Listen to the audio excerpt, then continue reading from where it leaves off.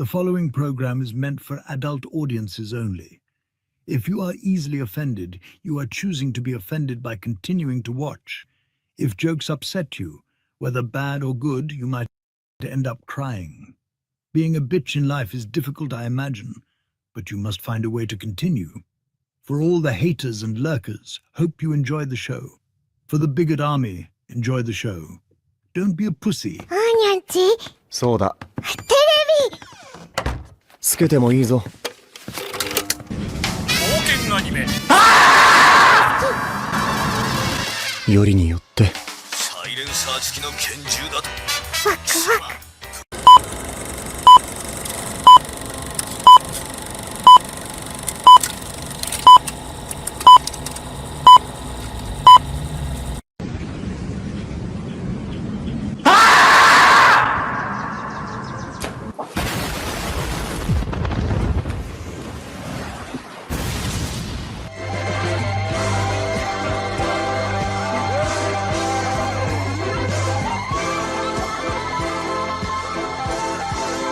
Here we go!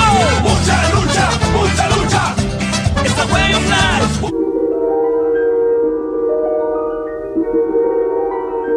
There is a fifth dimension, beyond that which is known to man. It is a dimension as vast as space and as timeless as infinity.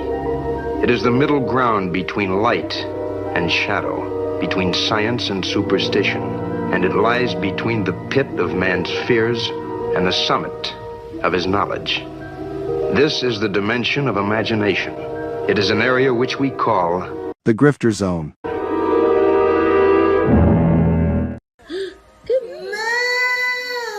Oh, you found your moo. My crew is big and it keeps getting bigger. That's 'cause Jesus Christ is.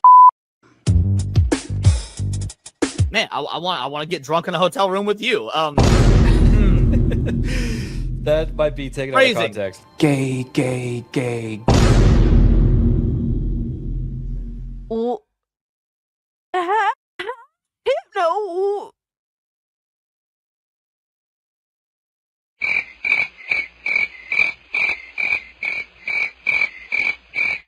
How is it my fault?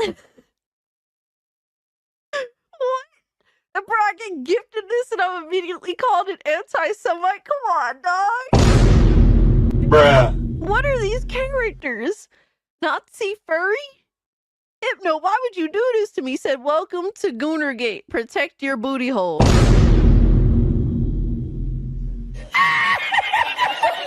What's up, nerds? It's Alyssa Mercante, Kotaku senior editor, and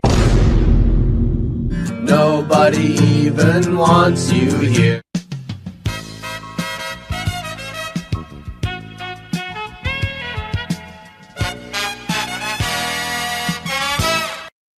And I would take her to Chili's, maybe. You know, like, genuinely, I just want the best for her. Genuinely. Listen, if it was consensual and you didn't hate the Jews, I'd fuck the shit out of you. I would. What did he say? people are gonna clip that. You know that I don't. Clip it. I know you don't. Come on. But that's the thing. Why can't we have fun? Bruh. That's an interesting way of putting. That makes sense. He's jealous. Fuck yeah. Been knew I was that bitch. I didn't need a man to tell him to fuck. And Hypnotic again, member for 1 month. Thank you. Enjoy First Berserker. What's that black stuff between an elephant's toes? Slow natives. Wait. Wild. Yeah. On the other end of the spectrum, yes. Okay. I'd say that goes out of dad into dark, but sure, yeah. Definitely dark.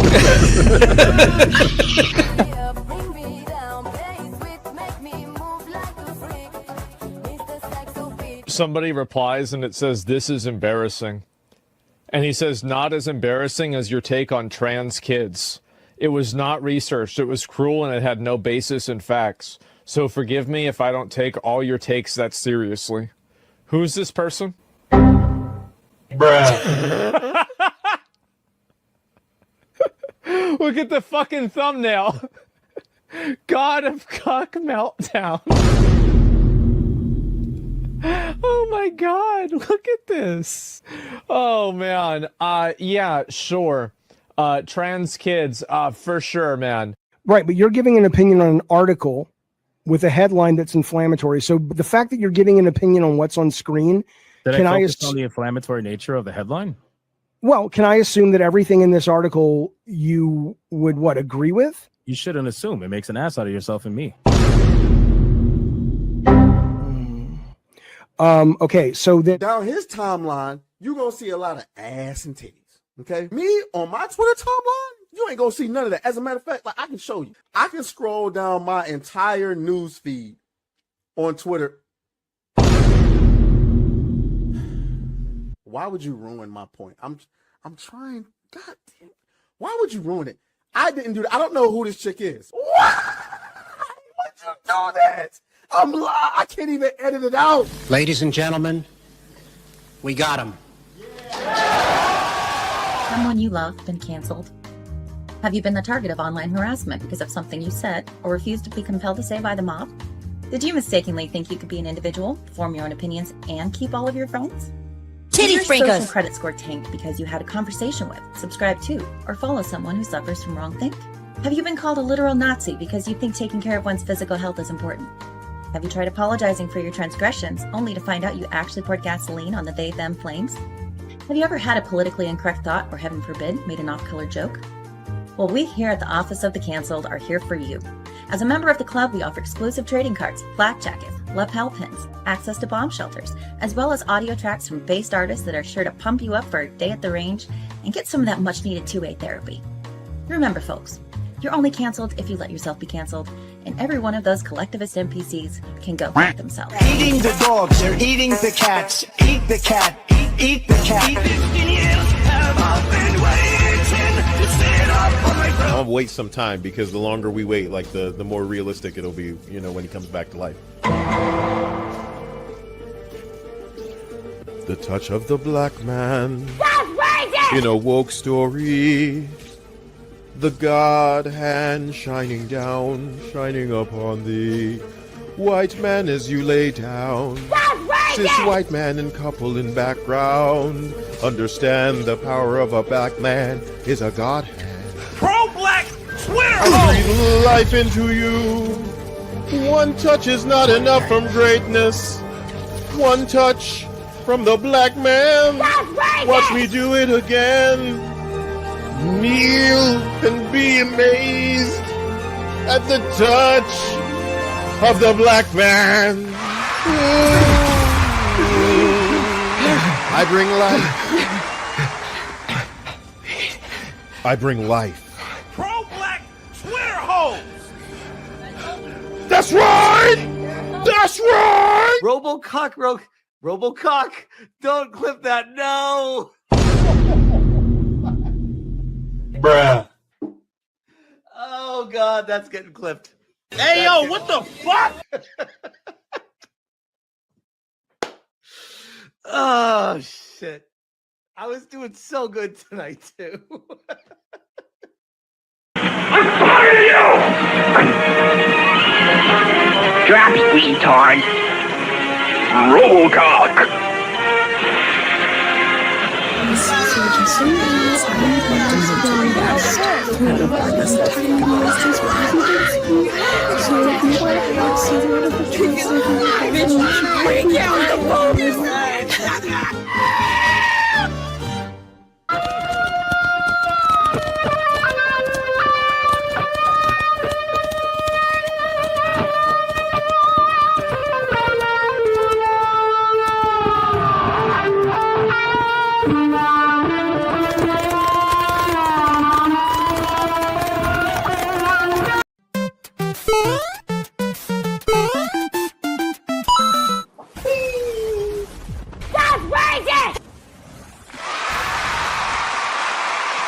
All right.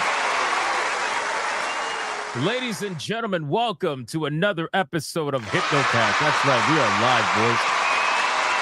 We are live. We are live. We are live. We're going to dive down the rabbit hole. that is known as the internet. But before we do any of that, you got to bring it in close, boys. Come on, we got to hug it out, man. We got to hug it out. What's today? Thursday. Come on, we can hug it out on a Thursday. Don't worry about it. Hug it out, man. Hug it out. Look at the chat. Spamming the new membership emojis. You'll love to see it. That is what I want to see. The intergalactic one is especially nightmare fuel. Look at the chat. Fucking Colonel Ruv, man. Colonel Ruv had to mess it up. Had to mess it up for everybody. He just had to grab some ass, of course. All right, guys, listen very closely. If you're watching on YouTube, like the stream, damn it. Like the stream. What are we doing? Wake up. Wake up. If you're watching on Rumble, like the stream. If you're watching on Twitter, like the post. And if you are watching anywhere else right now, well, chances are that's probably not happening because let's be real, YouTube's completely destroyed the algorithm ever since the 13th. It is absolutely insane. I mean, what can I really say? I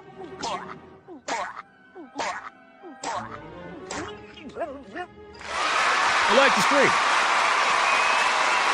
Like this stream and spam reactions. All right, can I get a mic check, please? Mic check, titty check, balls check. What are we checking, man? What are we checking? We got a lot we got to talk about today, man. We got not as many fast topics, but we got 3 really big main topics, man. Like really huge main topics that we got to go over today. It's going to be absolutely insane. What else are we checking, man? Wuchang got censored. Yep, we're going to talk about it. Roblox trying to hide. Yep, we're going to talk about it. Clippy waifu check. Yep. Shout out to Clippy. Next waifu up in the waifu battle. I'm just kidding. No, it's not. No, it's not. Asian milk check. Lucky you. What else? Wet nut bag check. What the fuck? What the fuck? Mexican bean check. I hate payment processor check. Hypnotic brand coffee check. What? Hypnotic ass tier video game skills. What? I destroyed it today in Teenage Mutant Ninja Turtles. What are you talking about? What are you talking about? Battlefield 6 careful hype check. Fair enough. Fair enough. Valve lawn chair check. Fair enough. Waifu battle check. Eventually. I don't accept checks. Well, you're going to have to, unfortunately. Big booty Japanese goth girl checks. That is a good one to end on. All right. Our ESG scores are at their maximum. We are fully funded. Let's like the stream. Let's do the Bigot Army roll call. Let's see who is in his chat right now.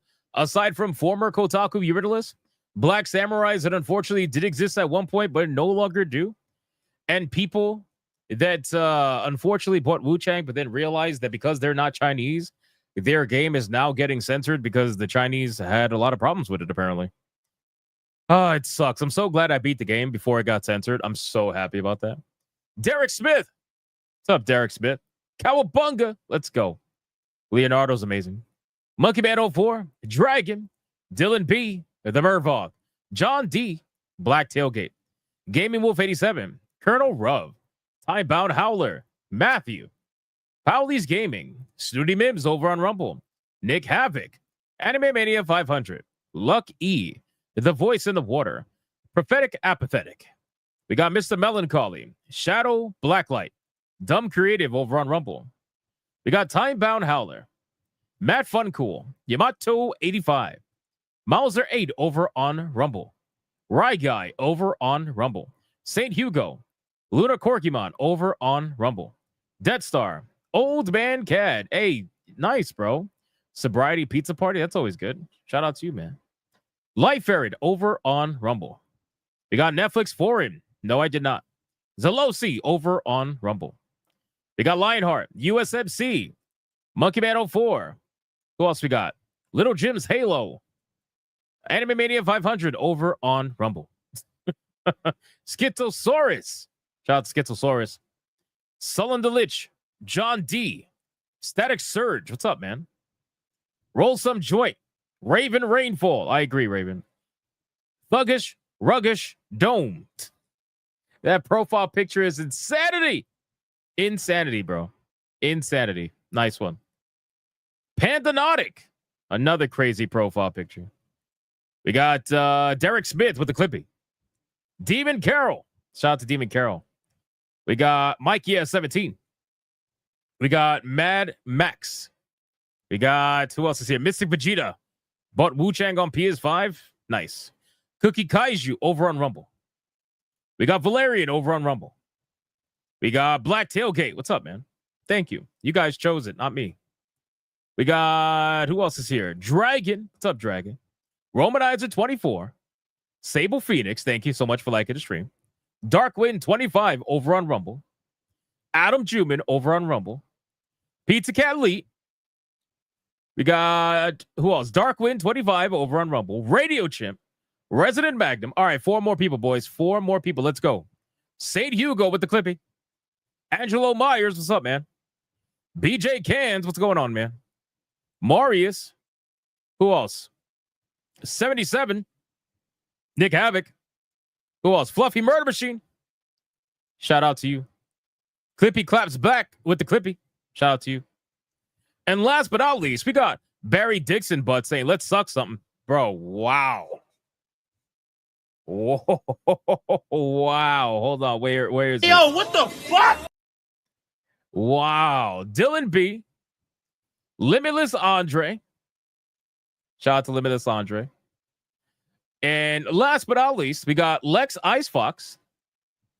That comment just got me laughing, bro. Tecto Archangel over on Rumble. Carl Singh with the Clippy. Scott, multiple numbers over on Rumble with the Clippy.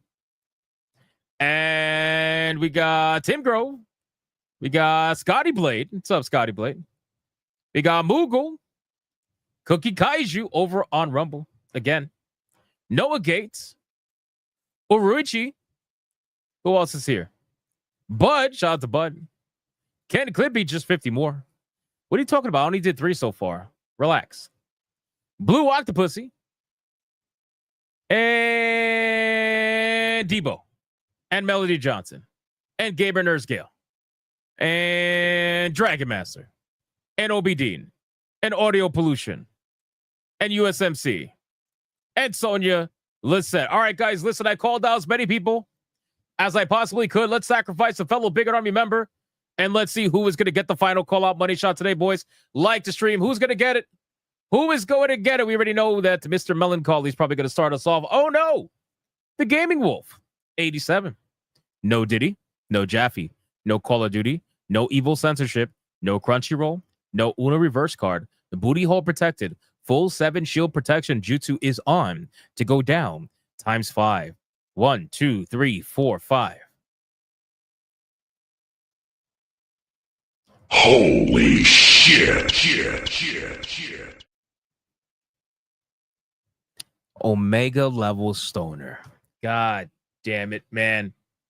What is with people leaving their booty holes unprotected early on?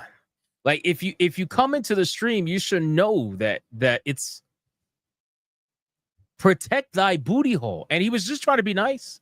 He was just trying to be nice. He was like, "What's up, Hypno?" Now, instead of saying, "What's up, Omega level stoner?" I have to say, "Congratulations. You are the recipient of the money shot today."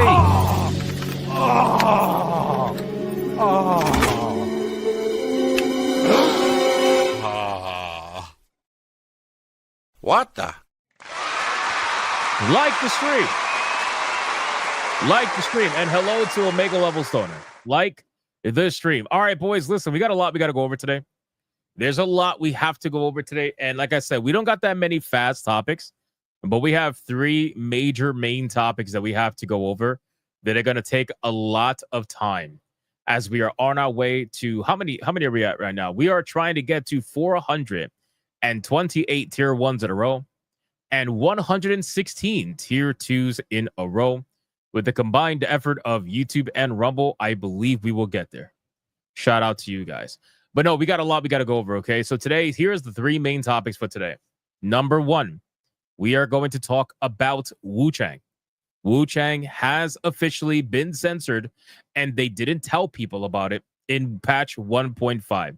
It is not in the patch notes. They censored and made the game easier, and they tried to hide it. So we got to talk about it because it's quite unfortunate.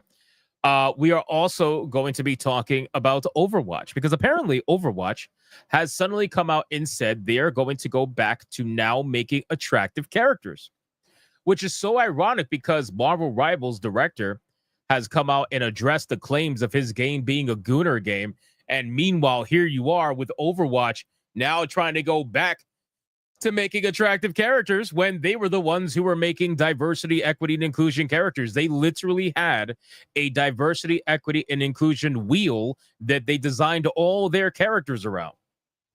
It almost makes you wonder, gee, why exactly are you doing that? Why would you suddenly go back to it now? Could it be that Marvel Rivals has taken a large share of your player base? Who really knows? Who really knows? So we're going to go over that. We got to talk about that. We got to make some comparisons there. And then, of course, we're going to cover Roblox. And hopefully, you know, my stream doesn't get hit for covering Roblox because apparently that's a thing. We got to talk about Roblox, man. We got to talk about Roblox because now not only has Roblox responded, but on top of the response, Roblox is officially getting sued by the Attorney General of Louisiana. I'm not kidding, man. This story has exponentially exploded beyond what it originally was. It is nuts. So we got to talk about those three main things. And of course, we got a ton of other fast topics that we got to go over. But before we do any of that, man, we got to do our number 2 best segment on YouTube. Yes, ladies and gentlemen, it is time for the retard of the day. And here we are.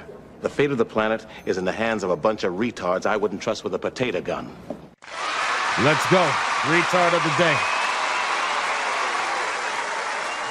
All right, boys. So the great thing about covering Craft On and covering what's going on over there with Unknown Worlds and all that nonsense is that you get people that are on one particular side or the other. And if you do not agree with every sentiment of what they think, then they just come out of the woodwork and try to attack you. They try to attack you in every way imaginable, right? So this particular person didn't like the fact that I thought that Craft On gave a really good response in their legal letter when they legally responded to Unknown World's lawsuit. I still think they did give a good response. That doesn't mean I think that they're the ones that are in the right. It doesn't mean that I think that the developers are the ones that are in the right. Everybody knows that when it comes to this situation, I haven't picked a side because I really don't know who to believe. All I know is that I feel when it comes to this situation, the Subnautica community is probably going to be the one that suffers. That's all I ever said, right? So this person accuses me of basically, I'll just read it.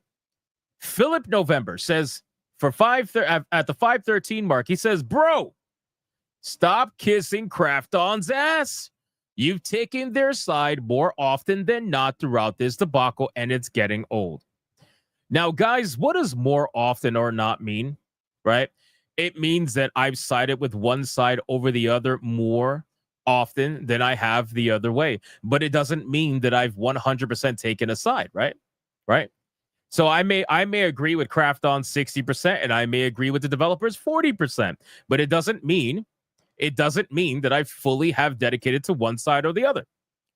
So this person accuses me of 100% taking Craft On's side, and then on top of that, decide, because if you're saying I'm kissing their ass, you're saying I'm taking their side. And then you say I've taken their side more often than not, which implies that I actually haven't taken their side completely. So here was my response, okay? So I said more often than not, meaning I haven't taken either side completely. So how exactly am I kissing someone? Oh, wait, I'm sorry. A corporation's ass if you just admitted that I haven't taken either side in this situation. I apologize. Is Gil a family member of yours? And keep in mind, when I say Gil, we are talking about the developers. One of their names is Gil. So I was like, is Gil a family member of yours? Is he a friend? Do you work there? If so, can you provide any evidence for the amount of pure ass kissing that you are doing on Gil's part? Even if I am 60-40 Craft On, you are 100% on his part, which hilariously means that you are the one kissing ass here. Damn near slurping. Ball gargling even. Right? What you said makes no sense, bro. And even you know it. You just want someone to wholeheartedly agree and submit to one side. And I'm not going to do that. And then you project and say, I am where you are when you are the one doing it. What the fuck? Love you, brother. Be well. And that's it. gargling. This man has, I forgot his full name. I think his last name is Gill. I don't remember. But it's something like that. But in any case, I just think it's hilarious when someone accuses me of being a corporate ass kisser when this man has literally got the balls of each developer in his mouth and he is swirling it around with his tongue, trying to figure out how he can play hacky sack with it or something like that. So, and anyway, you just got to show them some love as you see them on their way out, because you already know that they, they're going to unsubscribe. Probably not. Let's be real. They're still watching. And ladies and gentlemen, that is the retard of the day.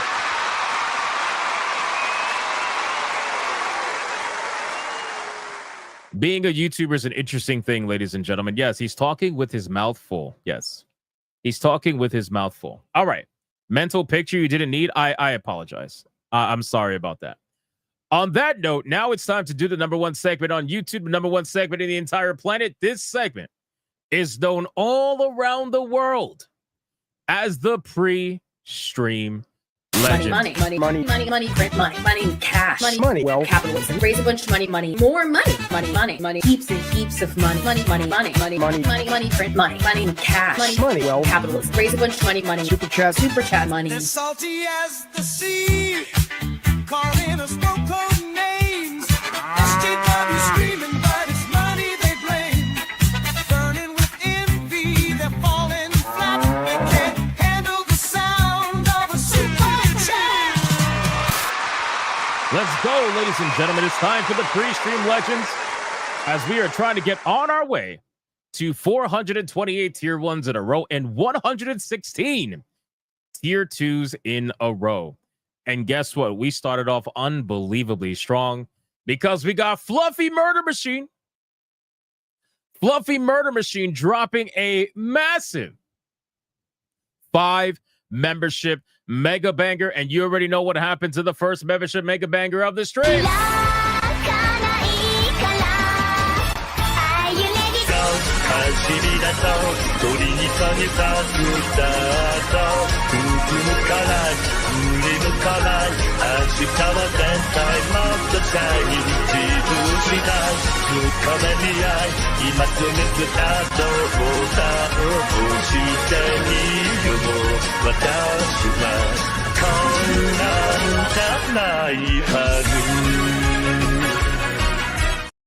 Shout out to Fluffy Murder Machine with the 5 membership banger. Thank you so much. I appreciate you. That means the world to me. And then we got Mr. Blue Cthulhu. Shout out to Mr. Blue Cthulhu becoming a member all on his own. Thank you so much, Mr. Blue Cthulhu. I appreciate that, man. Thank you. Thank you. And then we got Space Monkey with a $1.99 saying, clarify, it's political censorship, not cosmetic. Well, I mean, again, we haven't gotten to the topic. When I was going to get to the topic, I was going to clarify that. But thank you, Space Monkey, for the $1.99. And then we got the Mervoth with a 2 says, it is converted to Clippy and next is Ball Dotty Clip. That's crazy. That is crazy. Shout out to the Mervoth. By the way, for those of you who are members of this channel, there is 2 brand new emojis. You guys killed it so much yesterday. Remember we talked yesterday about potentially unlocking 1 emoji slot if we were to get a certain amount of memberships. You guys killed it so much with the gifted memberships that we actually didn't just unlock 1. We somehow, and this shocked the shit out of me, I didn't even realize until I went into the tab, we unlocked 2 emoji slots, which is ridiculous because the amount of memberships we would have needed to do that is insane. So shout out to you guys. We unlocked 2 emoji slots, so I put them in there for now. We got the McClippy, the McDuggins Clippy, and we also got the Nightmare Fuel Tati Gabrielle. So make sure to utilize those if you are a member of this channel. And as we continue to get memberships, if we get lucky and unlock more emojis, I'll just keep adding stuff. It is what it is. Speaking of King Demon Wing with a 10 membership mega bang.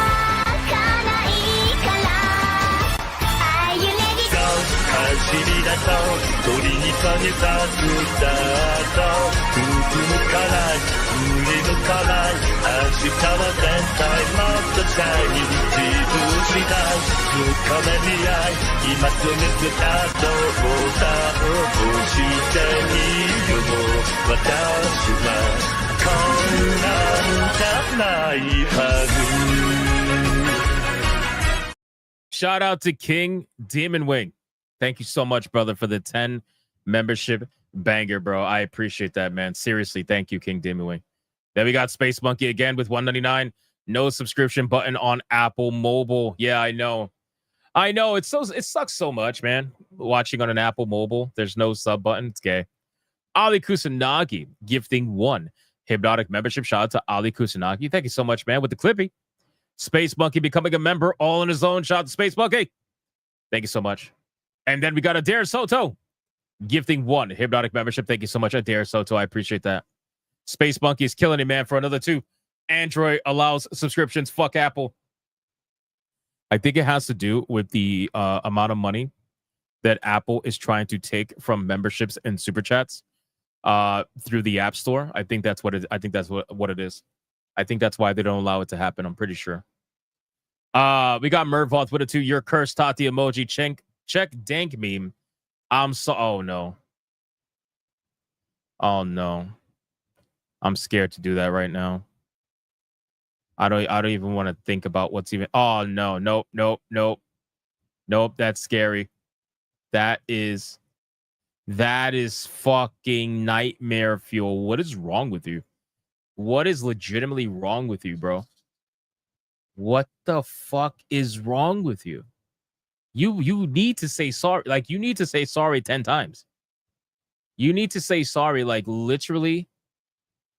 Bro, what the fucking nightmare fuel is this shit? Holy shit. Holy shit, bro. Holy shit, bro.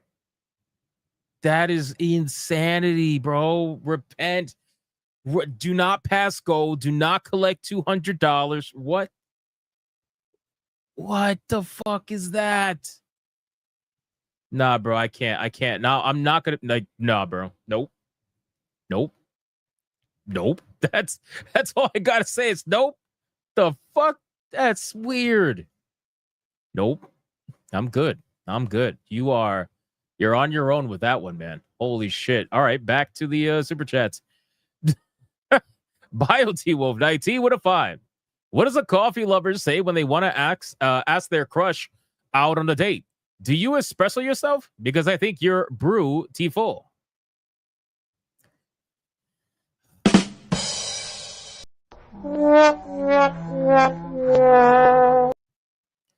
Unbelievable, bro. Unbelievable, Bio T-Wolf. And then we got Paul Q dropping a 10 membership mega banger. My hands are shaking, but I'm still shooting. I'm still getting the headshots. It's like boom, headshot, boom, headshot, boom, headshot. Shout out to Paul Q. Thank you so much, brother, for the 10 membership mega banger. He's also been just dropping bangers left and right lately, man. I appreciate you, Paul Q. Thank you, bro. You don't have to do it, but you do, and I appreciate it, dude. Thank you. Dragon with a 5. Never trust China. China asshole. Somewhat, yeah. Dark Obsidian with a $9.99 says, thanks to you, I am now hooked on turn-based games. I'm also blaming Baldur's Gate 3 and Expedition 33. I am now hooked on Dragon Quest 11, the definitive edition. Oh, you're going to be playing that for a while. Shout out to the Clippy as well. You're going to be playing that for quite a bit. So enjoy, man. Enjoy. Turn-based is making a comeback. And then we got Old Man Cad with the Dark Lord Clippy gifting 1 Hypnotic membership. Shout out to Old Man Cad. Thank you so much, man. And then Schizosaurus becomes a member all on his own. Shout out to you. Thank you so much. Okay. We're caught up on YouTube. Let's go over to Rumble, and then we're going to get into the content, boys. We got Light Ferret for $1 over on Rumble. Roblox's situation got worse. Hypno, now the Louisiana Attorney General Liz Murrow, has filed a lawsuit against them, calling the game a breeding ground for sex predators. Yes, we are going to talk about it. Light Ferret for another $1. Plus, I found out that the guy Schlepp that Roblox banned while idling pedophiles on Roblox was himself a victim to pedos on the platform. Talk about messed up company. Yes, we know that because a couple of days ago I made a video talking about that. So unfortunately, it looks like you weren't notified about that video. Or maybe you found out from another person's video. Unfortunate, but it's kind of the game. It's kind of the game of content creation. Shout out to you. Thank you so much. We got Snooty Mims for a 10. Hail Hypnotic. Hail all the badasses in Rumble chat. Also, Henry Cavill is the real Superman. Gun fumble on the goal line. Shout out to Snooty Mims, man, for the 10. I hope you're doing well, man. And then Snooty Mims dropped a membership on the chat.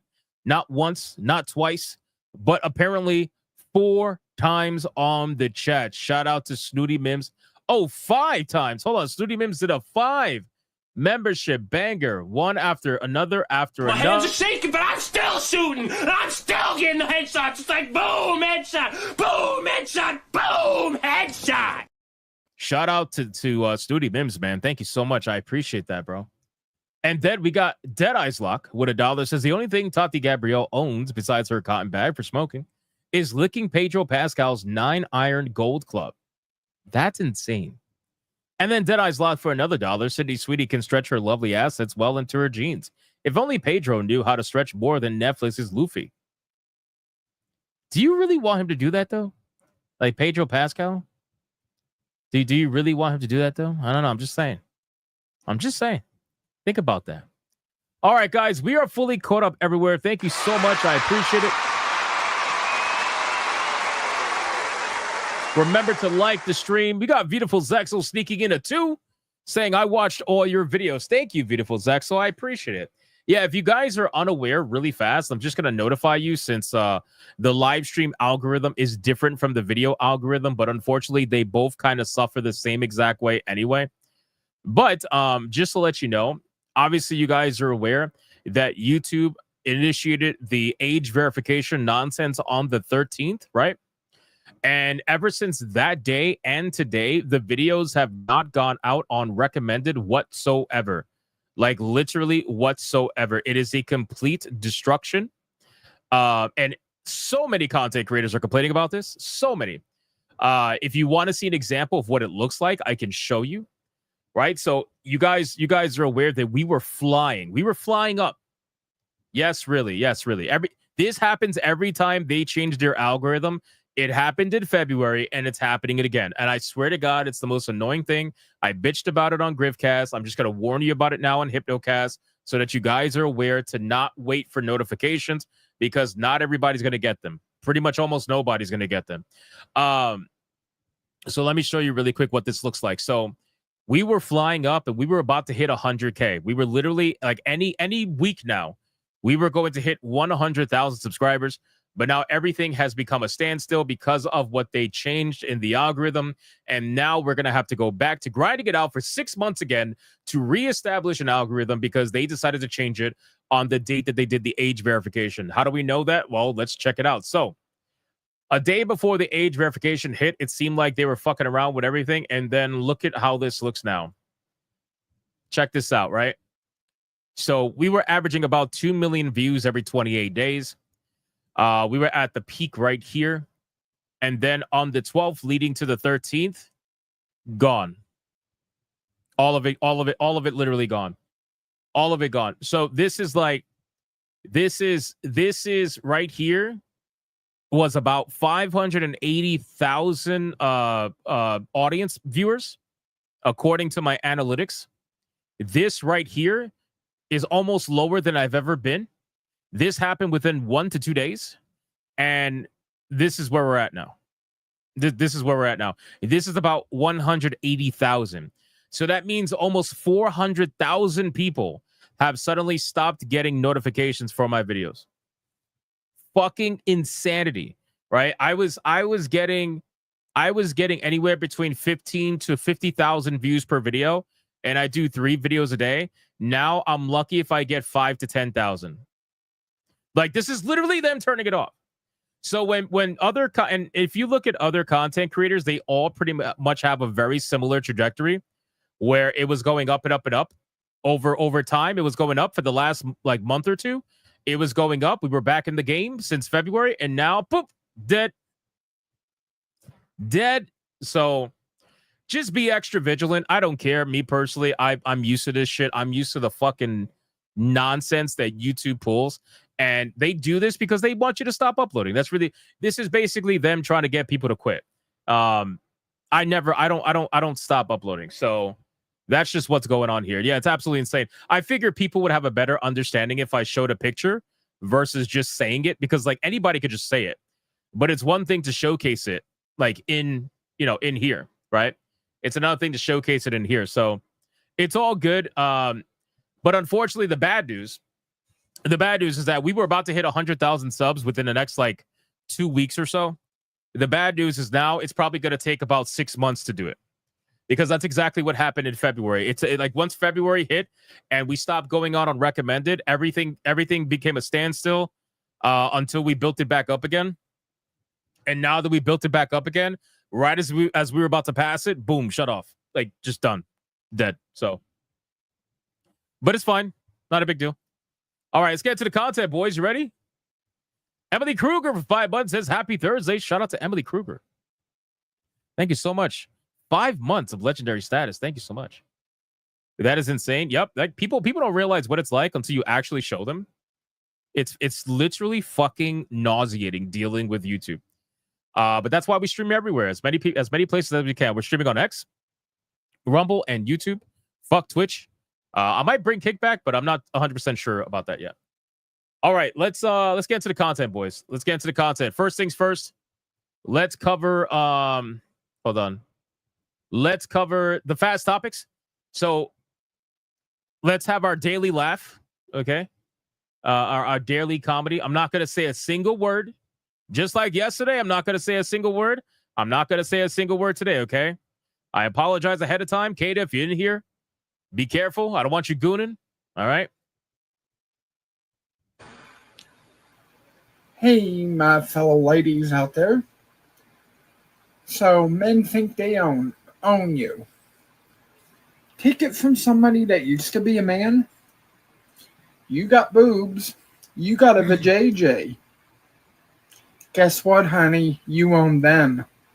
Trust me, they want it. Make them earn it. You heard the lady. You heard the lady, right? You heard. Listen, you heard the lady. You heard the lady. Ladies in the chat. Ladies in the chat. You need to take the advice from a fellow woman. All right. You heard the lady. Take the advice from a fellow woman. That's insane. That's legitimately fucking insane. Anyway, let's talk some Battlefield news. So, hey, Battlefield 6 is back. Battlefield 6 is back, ladies and gentlemen. The open beta has returned officially.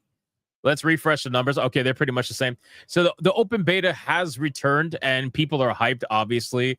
Kata finally can play, another video game because, God knows he doesn't buy any other games. But Battlefield 6 is back, boys, and the numbers are just as good as they were prior, which is interesting because it shows that people, nobody really checked out too much from the previous open beta. But this is still pretty strong numbers. So this is going to be pretty exciting to see what this game does when it releases. But it seems like Battlefield 6 is still holding pretty strong. Apparently, though, this version of the beta, apparently some people are running into performance problems. Right? What? Kata says, everyone tell Hypno to play with us on Sunday, bro.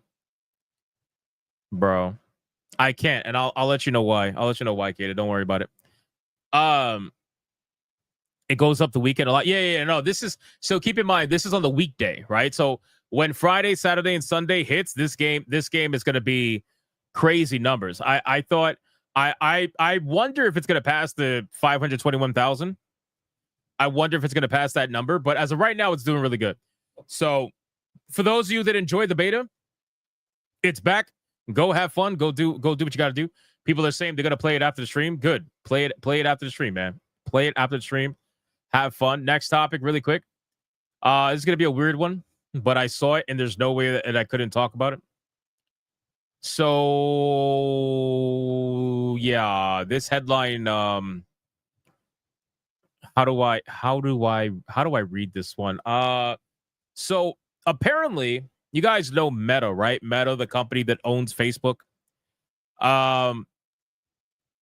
Apparently, it's been discovered that Meta's AI rules are, or were, I should say, not anymore. They were, but that's after it's been discovered, they changed it. Meta's AI rules were permitted to have sensual chats with children until a journalist got a hold of the document and asked what was up with that. Meta says that its guidelines about children were erroneous, but it hasn't commented on the one that allows statements like black people are dumber than white people. A Meta policy document obtained by Reuters stated that it was acceptable for the Facebook company's AI chatbots to have romantic or sensual conversations with children. Meta confirmed that the document's authenticity to Reuters and told the outlet that it has now removed the guidelines in question. So it's a little bit odd to me. Like Reuters, whatever, Reuters, who cares? It's a little bit odd to me that this rule was even there to begin with. And not only that, it was obviously problematic because they removed it immediately. They removed it immediately. So if you removed it immediately, you guys must have known that was bad, right? You must have known that was bad. The examples and notes in question were and are erroneous and inconsistent with our policies and have been removed. A Meta representative told Reuters, "We have clear policies on what kind of responses AI characters can offer, and those policies prohibit content that sexualizes children and sexualized roleplay between adults and minors." So, yeah, it looks like Roblox is not the only one that has the problem. Meta did not, however, comment on the guideline, which states that it is acceptable to create statements that demean people on the basis of their protected characteristics. Stop the fucking protected characteristics bullshit, bro. Because what you are immediately implying here with the protected characteristics is that you're allowed to say the reverse of this with no problem whatsoever. So you're mad that the AI says that black people are dumber than white people. But if the AI was to say white people are dumber than black people, you would have zero issue whatsoever. So get the fuck out of here with that protected bullshit. It makes no sense. It is literally bullshit. Stop it. In any case, all right, let's continue. This headline was crazy, man. Absolutely crazy. Let's move on. For the people asking about Wuchang, you gotta wait till the main topics. We're getting to it. We're covering the fast topics right now. If you're new to the stream, stick around. Valve introducing new changes to Steam store pages. So this has been something that's been in the works for a long time. This has been something, there's been like multiple betas that have been rolled out for this particular change. But apparently that change is going to be coming to the Steam page very soon. Valve is getting set to launch a new change to the store pages on Steam, improving the user experience in multiple ways. It first launched in beta before being rolled out to the general public. Steam store page will be expanded to up to 1,200 pixel wide, increasing the general viewer space. The main content column that users see when visiting a page will see its max width jump from 616 to 780. This improves the shopping experience in a number of ways, allows for bigger screenshots and trailers, and allows more room to describe your features in the written description area, Valve said in a post. Of course, the page will still scale down appropriately for smaller screens or smaller browser windows. So they're going to be upgrading the main Steam page. So look forward to that if you are still utilizing Steam. Let's get to the next topic. This one is interesting because it's all PR speak. And I wanted to share this with you because the balls on these companies, bro, the balls, right? These companies have been actively trying every which way they can to fire people and replace them with AI. And I honestly can't blame them considering the kind of people they were hiring before. But to be real, they were the ones who were hiring them, nobody else. If you were tired of DEI hires, you probably shouldn't have hired them. You probably should have went for more merit-based hiring, but you know, it is what it is. In any case, Embracer Group is apparently moving forward with what they are calling targeted cost initiatives and AI use, right? Targeted cost initiatives. What the fuck does targeted cost initiatives mean? That means that they are trying to lower their costs. It's all corporate bullshit. They're trying to lower their costs, and they have a couple of initiatives they have planned that is going to lower their costs overall. In my opinion, what does this mean? It means they're going to be going the Microsoft route. They saw Microsoft do it. They absolutely are going to do it themselves. They are going to start laying off people and firing people and replacing them with AI. They're going to have one person do the job of 4 by utilizing AI to try to assist them to do the job. And they're going to do this all throughout the industry. There's going to be multiple studios. They're not going to call it that because obviously PR sentiment around AI replacement is really bad right now. So they're not going to call it that. But that's really what it is, right? Microsoft didn't call it that either. They didn't call it, oh, you got replaced by AI, bitch. Like they didn't do that. So Embracer's not going to do it either. But this is just a way for them to try to essentially save money by firing people. Embracer is while embracing more AI using moving forward as part of the company's future. In a statement made during its latest earnings report, CEO Phil Rogers called AI an increasingly supported force. He said that AI use, smarter collaboration, and increased streamlining will be the key to unlocking value and expanding margins. I got to be honest with you. All these companies that are utilizing AI, what's going to end up happening is that they're all going to start having characters and worlds and just games in general that all start looking the same. So the one developer or the one studio that decides to do everything the old-fashioned way of good old creativity, the people who decide to do that, they're going to look like the odd man out in a good way, and they're going to stand out so much against the vast majority of people all using shitty fucking AI. Because the AI right now, some of it's good, but some of it's really fucking bad. And unfortunately, these people are not utilizing it in a good way. They're utilizing it in a bad way. All you need to know is Xbox's hiring ad. Do you guys remember the hiring ad for Xbox? These dumb motherfuckers use AI to make a picture to advertise hiring, and the fucking picture was fucked up, and nobody checked it. Nobody checked it. Nobody looked at it. Nobody made sure it was good. And this is the richest company in the world. So you mean to tell me that all of these smaller studios are going to utilize AI in the smart way? Of course not. They're all just going to utilize AI to become lazy. So what this is going to do is going to make that, one or two studios that do everything the old-fashioned way, it's going to make them stand out so much that their game is going to look like fucking, ribeye steak compared to fucking, like, I don't know, fake burgers or something like that. You know what I'm saying? It's gonna stand out beautifully. So this is an opportunity for the really creative people out there to make themselves seem probably more creative than they actually are. Because once all these corporations start using AI and they all start becoming the same shit little by little, it's going to be very easy to stand out. Very easy, which is crazy because right now it's not easy to stand out. There's so many video games out there, so many studios out there. It's not easy to stand out. But when they all start assimilating to the same AI nonsense, it'll be easier to stand out. You'll be able to see somebody who was really creative versus somebody who just used AI potentially. You'll be able to really see. So, all right, let's close out this one. We only got a couple of more, so stick with me. Stick with me. Here we go. We got some former PlayStation boss attacking Xbox. Typical news. Bro, it's amazing how many. Listen, I have my criticisms about Game Pass. I've always have.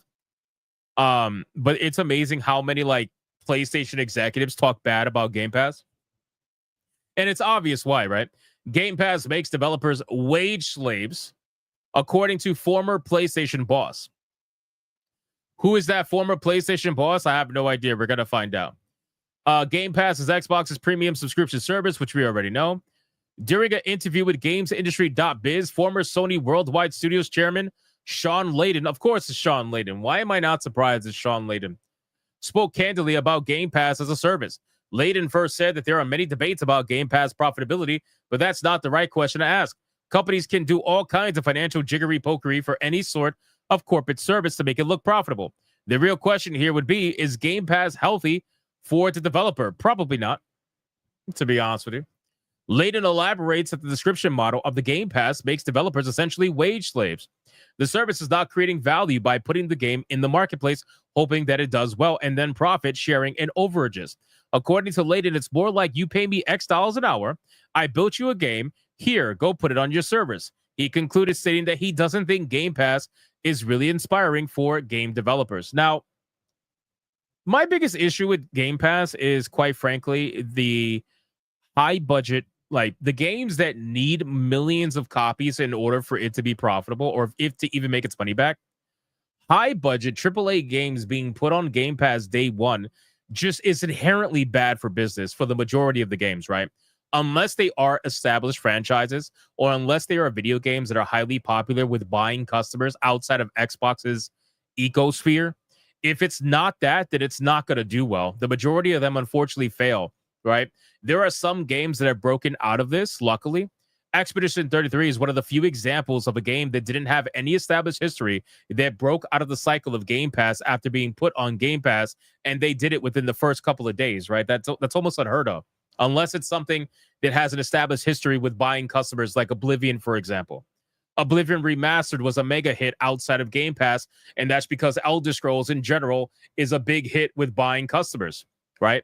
It's outside of the Xbox ecosystem, basically is what I'm saying. So this whole nonsense, though, I understand what he's trying to say. I get it, where he's coming from for sure. But I do think that there are some games that break past this mold, but unfortunately there isn't enough of them. So yeah, he's right. In a way, he is right. The developers do kind of sacrifice their game to the beast that is Game Pass, because there is, like, don't get it twisted. Game Pass is a fucking beast, right? In the sense of Game Pass needs to be constantly fed, right? Nonstop, constantly fed. You need to sacrifice multiple games to Game Pass in order to keep the service, the top subscription service in terms of value. Ironically, there are more people subscribed to PlayStation Plus than there are Game Pass. And it's crazy because PlayStation Plus does not do day one service, whereas Game Pass does. So it makes you wonder. But there are more PlayStation consoles out there than Xbox in terms of sales, so that kind of has to do with it also. So, but yeah, I don't necessarily disagree with him, but I don't agree with the entire sentiment either. All right, last fast topic. Last one. I don't know how I feel about this one. And I've said my reasons why, and I'll say it again. So if you guys are unaware, Lords of the Fallen 2, it's already getting ready to be revealed. Apparently. It's already getting ready to be revealed. It's going to be revealed during Gamescom. But my biggest problem with Lords of the Fallen 2 is not the game itself, because you guys know I like Lords of the Fallen. I've liked the first one. I like the second one.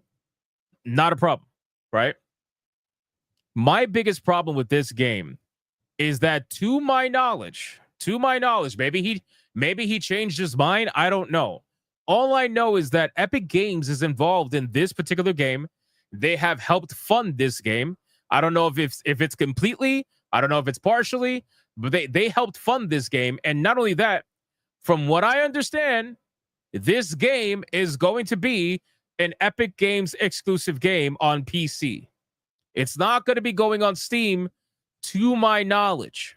Okay, to my knowledge. I could be wrong, but according to what the CEO said, it is going to be an Epic Games exclusive PC game. So for me, and this is the reason why they use Unreal Engine, of course. So for me, I'm immediately turned off by the idea of that. I just do not. I don't care. You could call me stupid. You could call me whatever. I really don't give a fuck. I don't like Epic Games exclusive games. I don't. The only one that I played, and it's because people wanted me to review it, was Alan Wake 2. And I loathe the idea that I had to buy that game on Epic Games. But aside from that, I don't give a fuck. But anyway, it's been announced that Lords of the Fallen 2, an assumed follow-up to 2023 Lords of the Fallen, will be revealed during Gamescom opening live showcase. Not much is known about the sequel, but in a bizarre twist, the developer's CEO confirmed the impending announcement after Jeff Keighley teased it on social media. It's interesting. They don't say anything, I think, about Epic Games. He's only ever said it on his social media. I don't think they've ever mentioned it in any article. Yeah, they don't mention it here either. I'm really hoping that they change that and they put it on Steam, considering that Lords of the Fallen, the first two, are on Steam. If they were to make this game Epic Games exclusive, that's a big slap in the face. That's a big slap in the face. Coolby says they are hiding it. It would get backlash. Maybe. But what I will say is that they're going to get major backlash once people find out that they were hiding it. If that trailer drops, I'm telling you right now, I'm hoping I'm wrong. I really am. I'm hoping I'm wrong. But if that trailer drops, okay, and in that trailer on the bottom, once it's finished, you see Xbox, PS5, Epic Games, no Steam, bro, it's over. It's over. I don't care. I legitimately don't care. I'll wait until however much time is necessary for the game to come out on Steam. It's probably going to be a year. It might even be 2. Faye says the first 2. There are 2 of the games. Yes, there are 2 of the games. There are 2 of the games. I prefer the first one over the second one. I didn't like the lamp mechanic of the second one. Most people don't even know that there's a first one. That's the hilarious thing about this. Most people think that Lords of the Fallen, there's only one game. No, there's 2. There's 2 out right now. You got, look, I'll show you. Lords of the Fallen. I'll show you right now. You got Lords of the Fallen from 2014. And you got Lords of the Fallen that was 2000 whatever, 23 or whatever. Look. Lords of the Fallen. Fucking A. Lords of the Fallen 2014, see? This one is a smaller scale Lords of the Fallen, but I feel like I just feel like it was more fun, personally. I really do. I feel like it was more fun. But it's a smaller scale Lords of the Fallen. And then obviously this one is the remake that they just came out with a couple of years ago. So just so you're aware. But this game has been cheap for I don't know how much it is now. This game, let's see, what's the price history?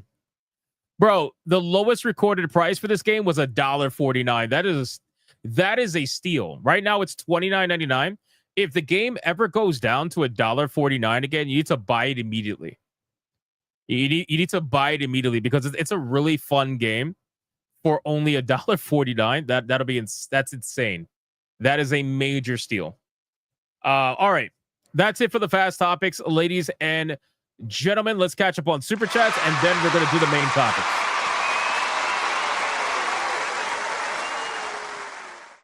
Hypnotic, which one's more fun, the original or the remake? So I think you're going to get a more fleshed out experience with the remake, obviously, because the remake was a bigger scope, bigger scale kind of video game. You're going to get a more, I guess, what you would say Souls-like experience, what you're used to now.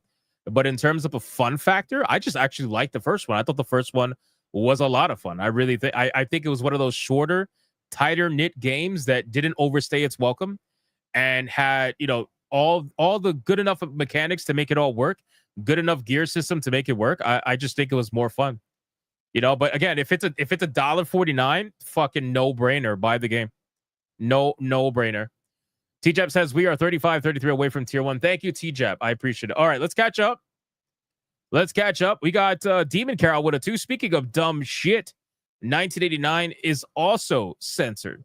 Why am I not surprised, man? Why am I not surprised? The amount of games getting censored is insane. Lucifer Morningwood just dropped a 5 membership banger. Let's My go. hands are shaking, but I'm still shooting. And I'm still getting the headshots. It's like boom, headshot, boom, headshot, boom, headshot. Shout out to Lucifer Morningwood. Thank you so much for the 5 membership banger. You absolute legend. Then we got Dragon with a 5. Says, I'm not siding with the workers. With H1N1 and AI going to wreck the company's network, when they're hiring again, the networks will be on fire. Yeah, I mean, like I said, at this point, AI, I don't like the idea of it. I understand it's coming no matter what. They're going to utilize it no matter what. But to be honest with you, there are some people who AI probably will do a better job than. As sad as that is to admit, that's just the state of the industry that we're in right now. That's not everybody, but that's some of them. Easily, that's some of them, right? Ravixi with a DKK 50, another censored game, another disappointment. Good thing I'm waiting to see what was going to happen with that game. What a shame. So the Wuchang censorship, I don't think is a super, super big deal, but I do think it's really fucked up. And I think that it is going to leave a sour taste in a lot of people's mouth for whatever the next game this developer makes. It's just, they are overcorrecting. That's basically what I'm trying to say. Like, the Wuchang developers are overcorrecting their game. It's not even just the censorship. They made the game way easier, by the way. And I'm not just talking about the nitpicky stuff with the iframes and the healing animation. They absolutely made the game easier. So we're gonna talk about it though. Yeah, no, they did. We're gonna talk about it. It's terrible. It's terrible. Let's go over to Rumble. Shout out to Rumble. We got who we got? Anti-Federalist Pain with a 5. Lords of the Fallen 3, 2. They really need to stop numbering games. How many CODs, Final Fantasies, and Assassin's Creed are there? Does anyone even know? I like the first one better. Well, so there's only the mainline games of Final Fantasy are numbered. Everything else is a spin-off. With the CODs, I mean, some of them are not numbered. It all depends. Assassin's Creed, I mean, they really stopped numbering them after a while. They just kind of went with the location names, so to speak. Vindictus Prime with $1. Maybe it's just me, but it seems like we're quickly zooming through idiocracy and are quickly approaching mom and dad save the world. A light grenade could probably take out cities at this point. Probably. Technology's there, I'm sure. All right, let's see. I think we are fully caught up. All right, boys, shout out to you guys.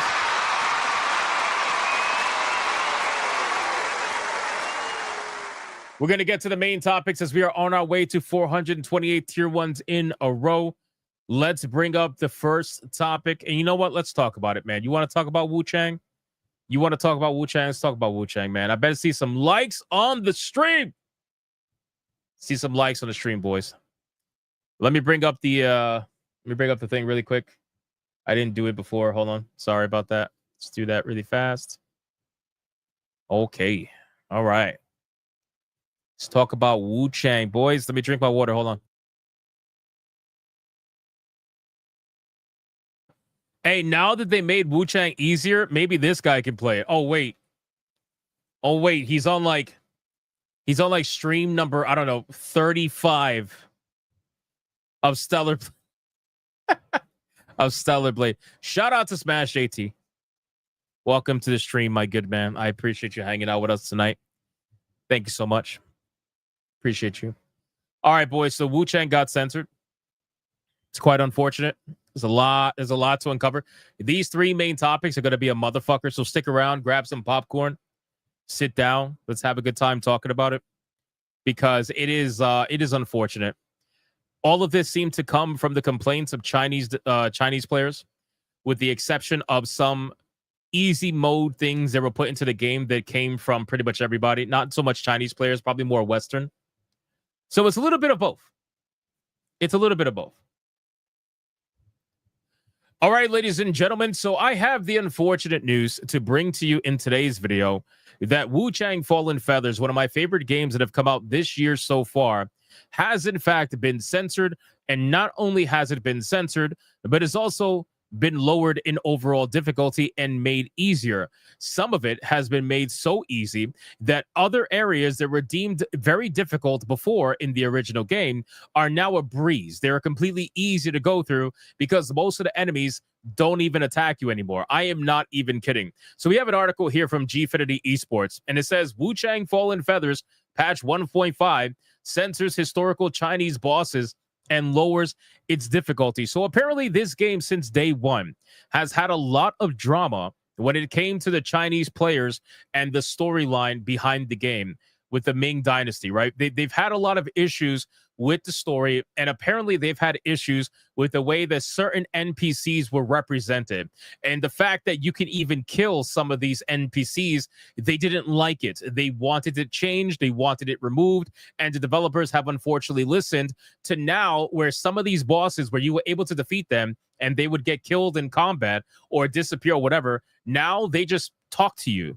After you beat them, they just talk to you. And now Wuchang suddenly says, I will continue your legacy, instead of just walking away emotionless and saying nothing. It's an interesting thing. Let's talk about it. So the Chinese Souls-like game Wuchang has been hit with a wave of censorship in the latest patch 1.5, and players are not happy with the changes.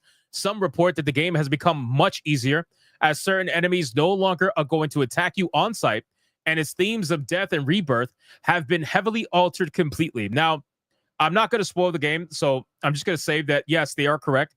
Death and rebirth play a big part of this game all the way until the end, even for Wuchang herself, because you could get some endings that have to deal with death and rebirth. So I'm not going to spoil it. Just wanted to verify what they're saying. For context, Wuchang Fallen Feathers is loosely based on the late Ming Dynasty era and features real-life historical figures such as the Jesuit Gabriel de Maga, I don't know how to say that name, Lodovico Buglio, and most notably, Chinese figures like the peasant leader Zhang Xiaozhang and Ming General Xiao Yun. And then, players on the game subreddit have noticed that major changes to dialogue and NPC behavior, though these revisions were never mentioned in the patch notes. And oh my God, bro. This is going to be right here the biggest problem that they're going to have. If you are going to censor the game, if you are going to nerf the game, if you are going to do anything like that in the game, it is your duty to make sure that you tell the players. It is your duty to make sure that you are transparent with players, because if you think that people are not going to find this shit out, they are going to find it out. This happens all the time. There are so many video games and developers out there that try to hide nerfs, that try to hide censorship. It happened with Stellar Blade. Why are we doing this again? I don't know. I really don't know. So anyway, notable X user Lance McDonald has now documented these unusual changes, pointing out that key parts of the game's lore have been completely rewritten to address pressure from Chinese players who disliked how certain historical figures were being portrayed. Now, let's look at the before and after. If you look at the before picture, you're going to notice that after defeating this boss, it would say the mortal dream fades, my tale concludes, I understand now, all is as it should be. After, he says, ha, still set on this path? Good. That was the trial's purpose all along. Ha ha ha ha ha ha. Anyway, so what's basically happening here is instead of defeating the boss and having him be able to be beaten and disappear or die or whatever, now he essentially just says, ha, this was a trial. This was all just part of the plan. You didn't actually defeat me. You can't beat me. Ha ha ha ha. And that's basically, it's a fucking joke. Now, what boss are they talking about? Well, they're talking about this boss right here. So one notable example is the boss fight with the late Ming Dynasty General Zhao Yun. If you guys don't remember who Zhao Yun is, this is Zhao Yun that's in the game. He's one of the hardest bosses in the game, by the way. He's one of the hardest bosses in the game, and they've completely removed the ability for him to die or just essentially disappear after the battle, like most boss fights in Souls-like video games. Apparently, he talks to you now after the fight instead. Previously, one of the hardest encounters in the game, complete with one of the best arenas in any Souls-like game, the fight has now been altered so that Zhao Yun praises Wuchang and calls the battle a trial rather than stopping his bloody quest for immortality. So the entire reason as for the story behind Zhao Yun has went from, oh, he's on a mission for immortality. He's on a quest for immortality. He will do what he needs to do to get it. Apparently, nope, that's out the water. Now it's just a trial. Oh, I'm just kidding. I'm just kidding. You beat me. Huh? You got me. You know, this is like a Breaking Bad moment. You got me. Now also, keep in mind, even his name has been changed because they don't want to reference the real person getting beaten. So now you actually end up fighting something called Zhao Yun Spirit instead of just Zhao Yun, right? Not only that, the boss fight with Zhang Xiaozhong, I don't know if I'm saying that right, has also been heavily censored. Who is that? Well, I have a picture of that boss fight too. This is a really good boss fight, by the way. I really enjoyed this particular boss fight. It was very challenging. This is like this game's version of the Storm King, right? So like this, it's a really, really good boss fight. Unfortunately, that boss fight got heavily censored. Originally, defeating him meant ending his dream of immortality, which, again, keep in mind, if you look at this picture, everything in the arena is very dreamlike. There's a gigantic moon in the background. All of it is meant to be seen as this one big dreamlike sequence, right? It kind of fits in with the whole story. Now, apparently, after defeating him, it meant ending his dream of immortality. However, now he is just described as merely exhausted. So he went from you ended my dream of immortality to now, well, I'm just tired. My face is tired. Mass Effect Andromeda, my face is tired. Instead of fading away after the fight, he remains and speaks with Wuchang. Several other historical bosses have been given additional dialogue where Wuchang just simply says, I will continue your legacy after defeating them. So no longer can most of these historical figures be defeated in battle Now they just simply say, my face is tired. And Wuchang says, don't worry, I will continue for you. You can rest your face now. That's basically what's happening here. But it gets worse. It gets even worse. And I want you guys to keep in mind as you're watching this video, how utterly fucking annoyed and upset that I am at this, because this is overcorrecting, right? People had very minor issues with Wuchang. There was no reason to overcorrect to this magnitude. There was no reason. This is a massive overcorrection. And I got to be honest with you, I'm almost tempted to change my review to negative and just put an edit in there and talk about this nonsense, because it's unbelievable. It's unbelievable. But anyway, gameplay difficulty has also been further reduced, as the following enemies will no longer attack Wuchang. And if you haven't bought the game, you don't understand how insane this is, right? So the farmers, the Ming soldiers, and other peasant civilians are no longer going to attack Wuchang. This significantly changes one chapter of the game, and I believe I know which one they're talking about, that was previously among the hardest, allowing players to breeze through without any resistance whatsoever. It is also worth noting that Wuchang Fallen Feathers displays a prominent disclaimer up on startup stating that it is now a work of fiction and should not be taken at face value. However, it appears that Lenzi Games has caved in to the pressure of angry Chinese players and have rewritten key elements of the game's central theme of immortality, undermining its original message about people refusing to let go of the Ming Empire. The game's subreddit moderators have also began reportedly banning any discussion of the censorship whatsoever. So keep in mind, guys, not only is Reddit going crazy, but I don't utilize Reddit, so I don't really know how bad it is. But what I do utilize is the Steam forums. And over on the Steam forums, people are fucking pissed, bro. People are absolutely pissed, to the point where now this is becoming a damn near racial thing, where people are like, why are Chinese gamers so insufferable? To all the players who are unhappy about 1.5, they say basically leave a negative review, right? This shit is insanity what's going on here.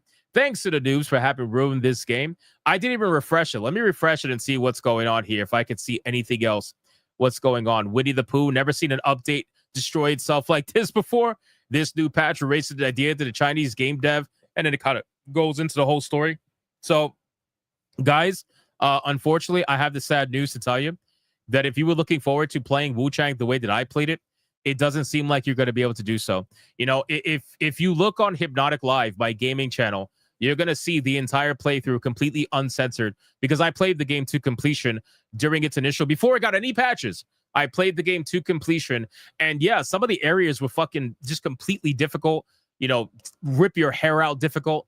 But that's kind of how it goes, right? That's kind of how these games go, especially the more Souls-like they become. Sure, that's kind of how it goes. But now, unfortunately, it seems like it's going to be completely different for what a lot of people are going to be experiencing now. And that's kind of sad, because now my review of Wuchang has become basically, I guess, non-existent at this point. It's not even like, it's not even current. It's not even relevant anymore. The game's going to be completely different for a lot of people.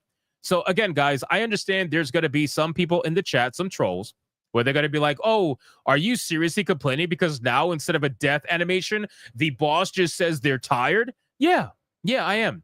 I absolutely am. Yep, I am. I'm glad you figured that out. Yep. I'm also sick and tired of games getting censored not because the game's hard or anything like that, but because of literal political correctness for anybody. It could be the West, it could be the Chinese, it doesn't matter. This game is getting censored not because of anything other than political correctness for the Chinese. That is the only reason why it's getting censored. It was very clear that the game had a certain message that I thought was really good, by the way. I thought it was a very interesting story, and I thought it was something that was really cool to experience, and these bosses were really badass, and some of them are so hard that you get that satisfaction when you actually see them get defeated. But now, after getting my ass kicked by these bosses, when I beat them and I look forward to their demise, all I'm going to get is my face is tired. I need to lay down. Yeah, needless to say, that is a little bit annoying, especially since I'm in a current New Game Plus playthrough of this game that I'm doing off stream. And now I got to deal with this absolute bullshit. I think it's stupid. So in any case, you guys can let me know in the comments down below. What do you think about this situation? What do you think about the censorship of Wuchang? Are you currently playing this game? Are you annoyed? Are you for it? Whatever it may be, Let me know in the thoughts down below. Thank you guys so much for watching this video. And if you enjoyed it, consider hitting that like and subscribe button. And I will see you guys on the next one. That felt good. I think my face is tired. That felt good. That felt good to get that out. I'm a little bit annoyed. I'm not gonna lie to you. I'm a little bit annoyed. You know what? I think I am gonna change my review. I wasn't going to do it initially, but I think I'm gonna do it now. I think I'm gonna do it now because there's no way. Like, I'm gonna leave the original review up. I'm gonna leave the original one up, but I'm gonna edit it, and I'm gonna put what they did.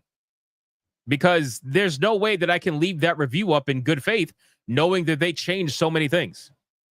I just can't. It's fucking stupid. From a story perspective, from a gameplay perspective. Yeah, no, I can't do it. I can't do it. I'm definitely going to edit it. After the stream, I'm gonna add an edit. You guys will see it on my. And it's crazy because my Steam review of Wuchang has a lot of interactions on it, like I think over 250 interactions on it. So, and oh, here's the best part. My review on Wuchang, not only does it have over 250 interactions, the developer responded to it. The developer responded to my review on Wuchang. So when I edit it, they're going to see it. They are going to see it. So, shout out to you guys. All right, let's catch up on super chats, and then we're gonna get to the next topic. We got. Hold on, let me X out all this shit. I'm so pissed about Wuchang, bro. It's a really good game. I was looking forward to my new game plus. I was really looking forward to my new game plus. You know what area is really going to be affected by this? The snow area. The snow area that people complain about all the time. With the mines, they nerfed the mines. They made them do less damage, and now most of the enemies are not going to attack you. What the fuck is the point? What the fuck is the point? Crazy, bro. Unbelievable. In any case, let me X this out. All right, so we got two more topics, okay? We got Overwatch going back to attractive characters. We also got Marvel Rivals. It's going to be both in one. Marvel Rivals responding to the Gooner allegations. Overwatch 2 apparently going back to making attractive characters. They suddenly know what an attractive character is. And then we also got the Roblox situation where Roblox responded to the vigilante stuff. And then on top of that, too, Roblox is getting sued by the Attorney General in Louisiana, which is fucking nuts. So we got to talk about all that. We got to talk about all of that. There's a lot to go over. Let's catch up on Super Chats, boys. We're trying to get to 428 tier ones in a row. We got Shadowcat with a 2. Dishonor on you, dishonor on your cow. Thank you, Shadowcat. Mervoth with a 2. China good video game streak has ended. RIP. It's terrible. It's terrible. Well, the fans with a 50. Your Wuchang review is preserving history. Yeah, like I said, that's why I'm not going to edit everything I said initially. I'm gonna put an edit in there after all of that and say, this is what's happening. I'm changing my review to a negative because of all this, basically. Gamer Nerds Gale with a 5. I'm totally pissed. Now I have to force myself to finish Wuchang. If not, I'll just go straight to Wukong or Stellar Blade. Shout out. Shout out, Gamer Nerds Gale. Thank you so much. I appreciate it. Let's see. The one that doesn't attack are just the villagers. Not according to what this said. It's more than that. And honestly, like, if people say, well, it's just the villagers, that's still a big deal. Because those annoying little fuckers, if they attack you when you're getting attacked by something else, that shit makes the game harder. So by making them not attack you, that's pretty fucking gay. You can just run right past them. You can just run right past them. It's so gay. I hate it. I hate it. If you're playing a Souls-like game, everything should attack you except for NPCs that you're supposed to talk to. And even then, some Souls games allow you to kill them if you want to. You know? You're in the snow area now. All right, let me know. Does this affect the hard copy? I mean, if you don't update it, I gotta imagine probably not. Yeah, no, I'm gonna do that, Democulus. I'm gonna do that. 100%. Eugenio with a 5. I can confirm the Wuchang nerf. I put the game down for a day, just came back to it while listening to the stream. The soldiers don't attack anymore. It's crazy. That's crazy, bro. Also, on top of that, I mean, they did do some good things, right? So they made the healing animation slightly faster. They changed the iframes for when you're knocked down so that you're not getting obliterated when you're knocked down. But aside from that, that's where it should have ended. They also made the elevators faster. But it should have ended at that. It should have ended at that. If they do attack, all right, well, I think you're probably looking at the wrong NPCs, because if everybody's saying that there are NPCs in certain areas that are infinitely easier now, then something is not right here. There is some miscommunication here somewhere. But thank you, Eugenio, for the 5. I appreciate that. We got, let's see. We got Rumble, Anti-Feathers paying with $1. 100% this was the plan all along. Bait and switch, let your game sell, then alter it after the most are past the refund date. This is probably the worst, but not the first or the last. It's definitely not going to be the last. It's definitely not going to be the last. Adam Jimmy with $1 sounds like a different game than you played now. I wouldn't say completely, but yes, in terms of storyline, absolutely. Absolutely. Deadeye's Lock with $1. Melissa Skank race face is tired from running from hypocrisy and Madam Savvy. Facts. Facts. Although that's the only running she ever does, I'm sure. Let me see. Got some comments here. The possessed ones do. The regular soldiers absolutely do not attack anymore. There you go. They nerfed the first chapter. That's true. They make it easier from what I heard. It sucks. It's so gay. Ron DFK with a 2. My old ass will be able to play it now. I'm sure Smash is like, yes, I won't get embarrassed on. Well, he's still gonna get embarrassed, but he's gonna be like, yes, I won't get embarrassed. It's hilarious. All right. Did you make sure that your game is updated? Make sure your game's updated. Because if you're getting attacked and other people aren't getting attacked, that sounds a little bit odd. All right. We're fully caught up on all the super chats, ladies and gentlemen. Let's move over to the Roblox story. This shit is insane, man. The Roblox story is absolutely wild. Wild. It's a wild story. Let me bring up the response by Roblox. I'm trying to find the actual fucking link. I can't find it. Hold on. There we go. Found it. Yeah, there we go. So insane, man. This shit is so stupid from Roblox. Okay, we got that. And then we got the hunting ground stuff. Yeah. All right, boys, let's get into this shit, man. Ladies and gentlemen, Roblox, man. This game got banned in Qatar, too, I believe. From what Smash JT said. What did he call it? Katu or something like that? Or Qatar? He said like Qatar, right? Or some shit like that. How is it pronounced? Qatar? Like Qatar? Something like that? It sounds like you're saying Qatar. Qatar? Qatar? No, he didn't say Qatar. Did he say Qatar? Did he say Qatar? Oh, no. He did say Qatar? Oh, no. It's Qatar. It's Qatar. Listen, man, it's all good. I mispronounce shit all the time. It's all good. It's all good. But Qatar, bro, that's crazy. That's crazy, bro. That's crazy. Qatar is wild. Anyway. But listen, this is the guy who says manga. He says manga. It's okay. We love Smash anyway. Shout out to Will the Fans for always correcting pronunciation. Will the Fans is the genius of all of us, right? If Sheepsidian is the normal one of all of us, Will the Fans is the genius, right? Will the Fans is the genius. That's why he knows how to make those clips.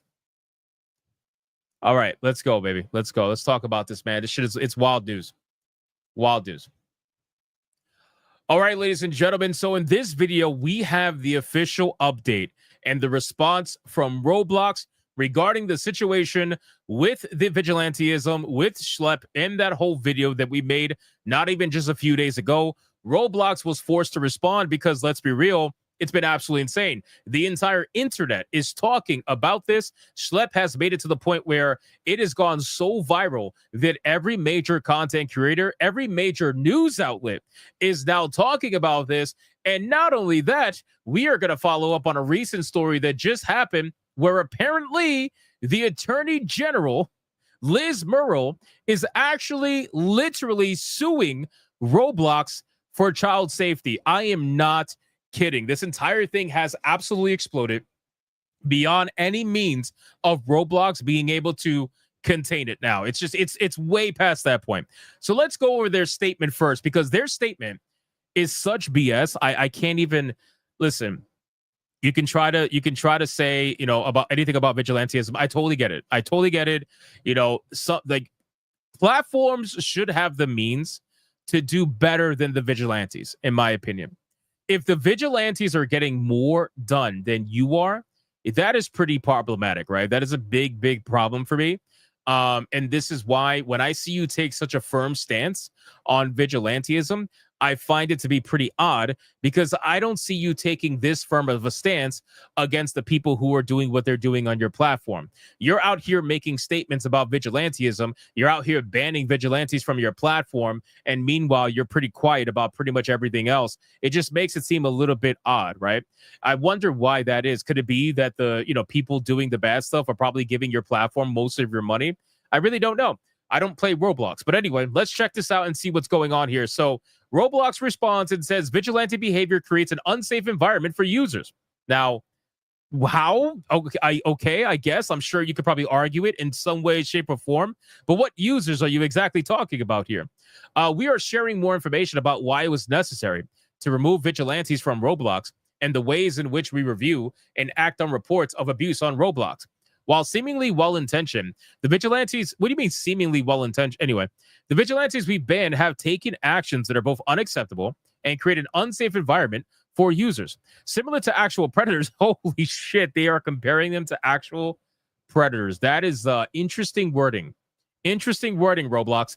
They often impersonate minors, actively approach other users, and then try to lead them to other platforms to have explicit conversations, which is against our terms of service. Accurate, timely reporting from our community is important. Reporting through the appropriate channels, including our custom design reporting tools, immediately and with as much specific information as possible, is the best way to help us remove bad actors from Roblox. Now, the thing is, Roblox is saying, okay, they're going to remove bad actors from Roblox, but the truth is that you're just banning them, right? You're just banning them. You're not doing anything to actually get these guys locked up, right? Not that I've seen anyway. Not that anybody has ever heard, to be honest with you, unless maybe they have some other, hidden data. Maybe they don't talk about it, perhaps, but I don't really see that much.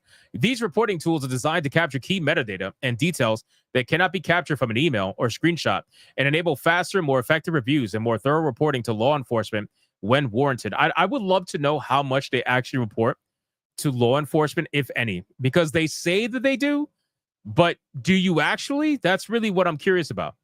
Our decision to remove vigilantes from the Roblox platform, as we outlined recently, has raised questions and sparked debate. For transparency, we are sharing more information about the actions we took, why they were necessary, and the ways in which we investigate and act on reports of abuse on Roblox. We realize that no platform is perfect, but we prioritize trust and safety because it's core to what we do as a company. This is an area where we invest heavily and are always innovating. Helping keep our users safe is a critical part of our vision of connecting 1 billion people with optimism and civility, and is a strategic imperative for our creative community. Our aim is to provide a development platform that allows creators to focus on their craft while we manage the complexities of modernization, fielding user reports, and investigating bad actors. I really feel like a lot of this has to do with, quite frankly, just being like corporate protection, right? All they're doing, it's a massive PR statement. It's massive PR speak. I think all of this is just meant to just try to save face of the company, especially since they're now getting sued by the Attorney General. I think this is basically just trying to rebuild trust with, maybe parents around the world that are losing trust with Roblox, right? If a parent is letting their kids play Roblox and they're monitoring their kids and making sure they're, not going into these weird rooms or whatever, then that's one thing. But to be fair, a lot of parents don't do that. A lot of parents don't monitor their kids. A lot of parents utilize games like Roblox to be babysitters for them so they could go watch their novella on TV. That's what a lot of parents do. Every day on Roblox, an average of 111.8 million daily active users send 6.1 billion chat messages. That's insanity, by the way. Just thinking about these numbers is astronomical. 6.1 billion chat messages and engage in 1.1 million hours of voice chat across 28 different languages. At the same time, creators upload millions of assets and add thousands more items to our avatar marketplace. While the vast majority of these billions of messages and creations are safe and civil, bad actors regularly attempt to evade our moderation systems. That's why we continue to invest significantly in safety to help protect users from these bad actors. Thanks to our passionate community of creators and users, we also receive and review more than 1 billion reports every year. Every year. These span everything from chat spam, cursing, cheating to more serious violations. In some cases, these reports aren't violations at all. Users may report things in good faith without fully understanding our policies. Well, so here's the thing. If you're making this much money, right? Roblox is a massive, massive video game, making an insane amount of money. If you're making this much money, I would invest heavily into a certain task force, whatever you want to call it, that would focus strictly on just that and that alone. If you are letting these particular reports go through the same avenues as all the other reports, that's insane. I would hope that they're smart enough that there's certain reports about, bad acting. I would hope that this goes through a separate channel that gets enacted upon immediately and is not sharing space with the other reports that are taking up all the space. I would hope that that's the case, but I don't know if that's actually the case here. We have been monitoring vigilante activity on Roblox for some time. Well, you should invest that money into monitoring bad actors. But in any case, these groups began by reporting safety concerns, commenting on news about Roblox, and challenging us to do better. We appreciated this feedback and used these reports to improve our safety systems. More recently, vigilante activity evolved. Instead of just reporting on safety issues, vigilantes started impersonating children, actively sought to connect with adult users. Those conversations mimicked inappropriate behavior and actively encourage other users to connect on other social media and messaging platforms, thus bypassing Roblox's own safety systems. These were not one-off situations, and we saw the behavior accelerating across many accounts. This activity created an unsafe environment and normalized behavior that is both unacceptable on Roblox and is against our terms of service. Our policies prohibit directing other users off Roblox to another platform through chat and having simulated explicit conversations. These are serious policy violations that risk removal from the platform. So if that's the case, then why are there so many rooms? Why are there so many rooms on Roblox that supposedly have all this weird shit? Like, I don't understand why that is even allowed then, if even talking in a dirty way on your platform is deemed against TOS. If that's the case, then what the fuck is up with these rooms that Schlep showed that showcases a lot of odd and weird stuff? Like, what is the deal with that? Anyway, none of the activity discussed above is acceptable on Roblox. We have teams dedicated to reviewing and investigating the reports we receive. When we find the violations have occurred, we act in accordance with our policies, up to and including permanently removing users from Roblox and reporting to law enforcement when warranted. Due to privacy considerations, we cannot inform users whether their reports have led to consequences. We want to protect the privacy of our users even as we work to help keep them safe. We also work with law enforcement, following official legal guidelines around when it's appropriate to collaborate with them and provide information to help them track bad actors across platforms to help keep users safe even beyond Roblox. In 2024, we submitted 24,522 reports, which is 0.12% of the 20.3 million reports submitted across the industry, to the National Center for Missing and Exploited Children. As part of our strong relationship with them, we regularly meet to understand how we can provide the most helpful information to law enforcement about these bad actors. 24,500 reports is insane. And that is 0.12% of the 20 million reports they get across the entire thing. I got to be honest with you, man. This entire thing is crazy to me. I think that if they said that they have separate teams that handle reports, But my thing is, are they all just like handling the same reports? You need to have a dedicated task force. You need to have a dedicated team that handles only these reports so that they are handled quickly and efficiently as fast as possible. If they are getting drowned out by the 20 million reports that you are getting, that is not doing a good job. You need to have a dedicated team for this. When users observe inappropriate behavior, we ask that they report it immediately through one of our standard reporting channels. On multiple occasions, we found vigilante groups holding their reports to Roblox until after they have coordinated real-life meetups and built their own social media posts. Waiting to report to Roblox or the relevant authorities means that alleged bad actors could potentially remain on the platform longer, leaving the community open to additional risk of harm. It seems like they're trying to take all the blame and push it onto the vigilantes, right? They're trying to say, well, we could be getting these guys, but the problem is the vigilantes are stopping us. It's their fault. They're the reason why we're not getting these guys, right? If it wasn't for them, we could be doing better. It seems like they're trying to basically just point the finger at them and say they're the reason why it's the way this is.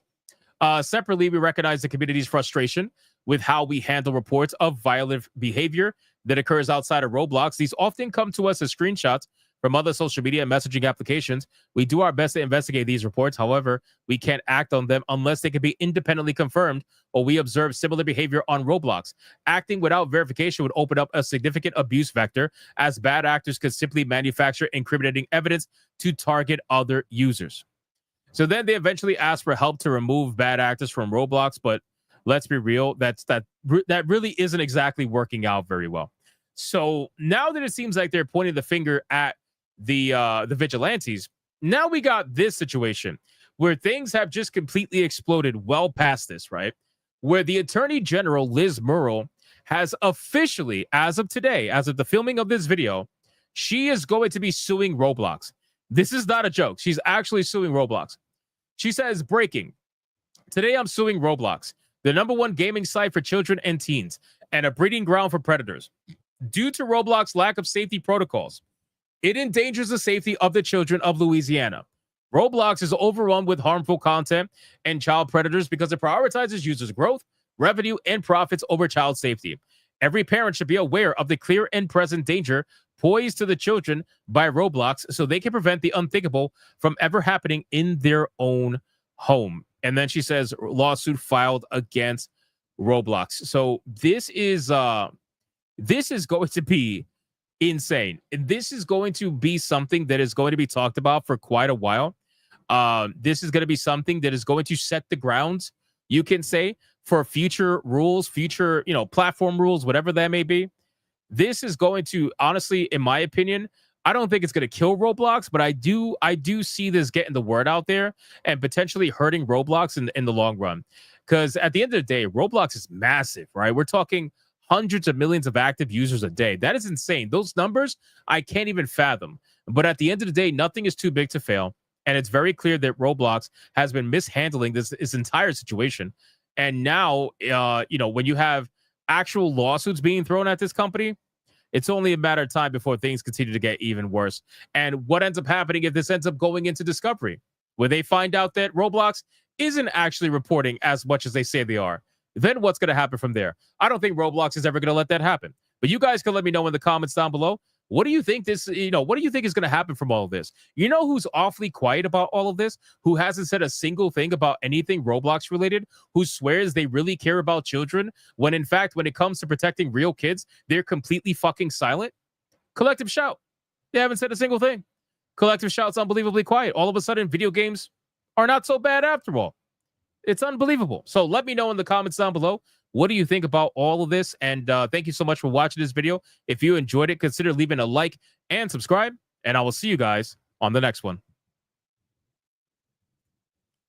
Yeah, where's Collective Shout, bro? Where's Collective Shout? Why haven't they said anything?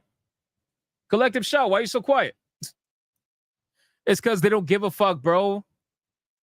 They don't give a fuck. They don't care. Collective Shout doesn't care about actually protecting kids. It's the reason why they defended cuties. They were like, wait, hold on. They probably heard about this. They were probably, you know what they were probably doing? They were probably looking at the Roblox news, and they probably initially thought, they were like, oh, Roblox is having a child predator problem. Oh, is there Gooner material in this game? They probably looked at it. They're like, excuse me, sir, is there Gooner material in this game? Like, are they showcasing underage looking characters in the game that are nude? And then, you know, the developers are like, no, it's just real life kids being targeted in the game by real life people. And they were like, wait. So you mean to tell me this is real kids? This is not a video game? And they're like, yeah, this is real kids. It's not a video game. And they're like, well, can't help you. Sorry. I only take down fake content. Fucking idiots, bro. Swear to God. I only take down the fake stuff.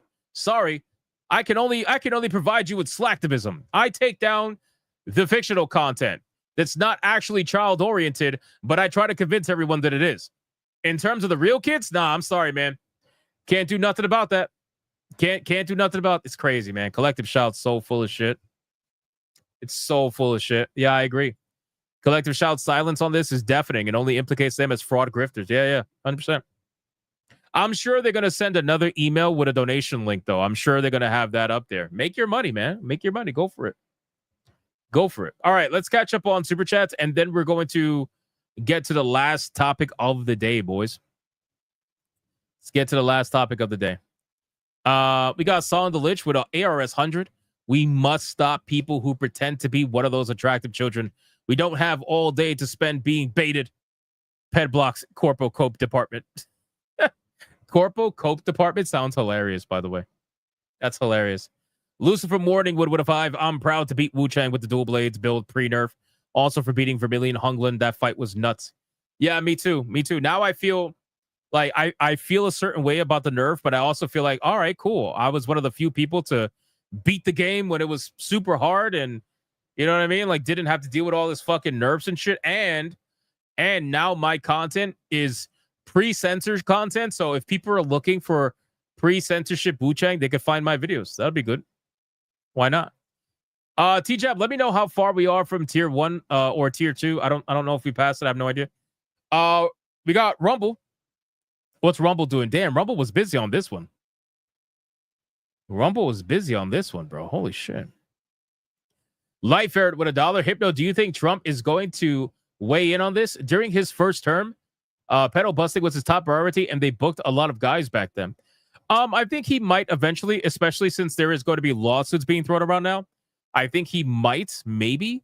But I think there's a level of irony that the man who is stopping the Epstein list from being released is also going to be the man to talk about, you know, predators and Roblox. I think there's a little bit of irony there. He might stay quiet just because the irony is going to be palpable. It's going to be filling the entire fucking like air. You know, it's like, excuse me, sir. You're doing what now?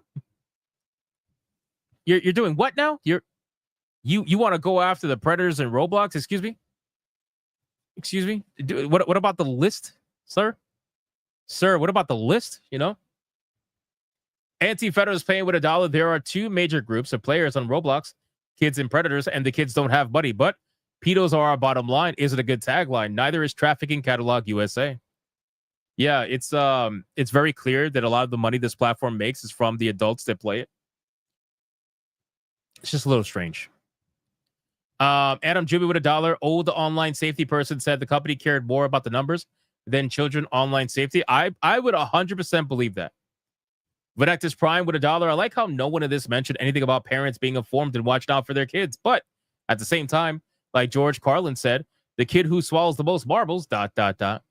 Well, again, I said there is a clear difference between parents who let their kids play Roblox and they monitor them versus parents who just let kids play Roblox because that's their babysitter. You know what I mean? There's a very clear difference between the two. If you're letting your kids just go off and do whatever while you're watching your novella and you have no idea what they're doing, then, I mean, that's just what it is. Hypnotic Rapture with $1. Hypnotic Roblox is censoring the name of their boogeyman, hunting their dirty customers, and kicking out certain servers with activities honoring the Roblox boogeyman. Fuck those PDF lovers. What are they censoring? The word schlep?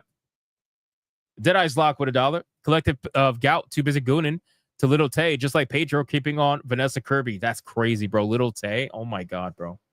That's insane. Little Tay, bro? Crazy.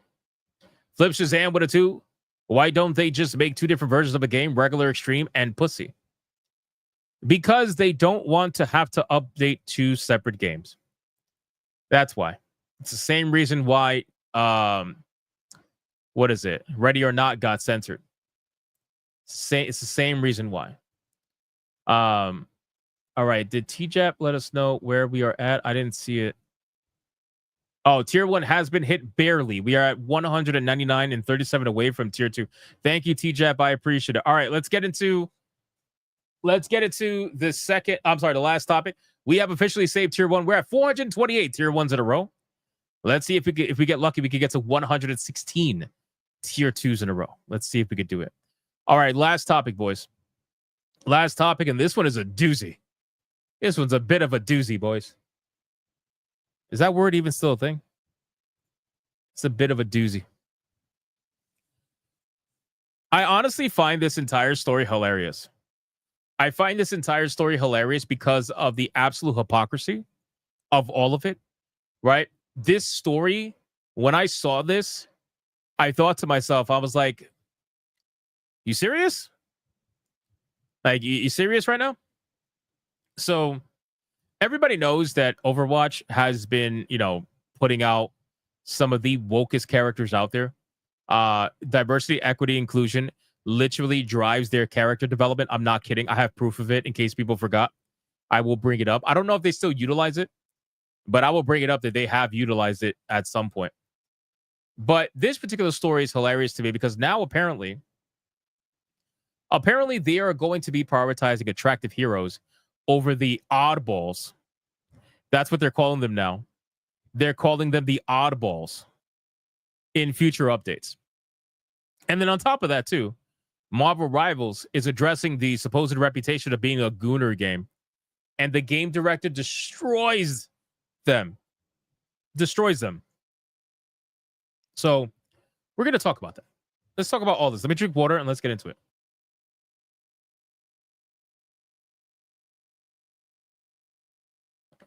All right, boys, here we go. All right, ladies and gentlemen. So Overwatch 2 is a video game that is known for its characters, or I should say, making certain decisions for their characters that are 1000% DEI focused. And I know there's going to be people out there that are in my comments like, what do you mean DEI focused? There's no way these characters are DEI focused. This is just them making characters they want to make. Oh, wait, I got something for you. Don't worry, later on in the video.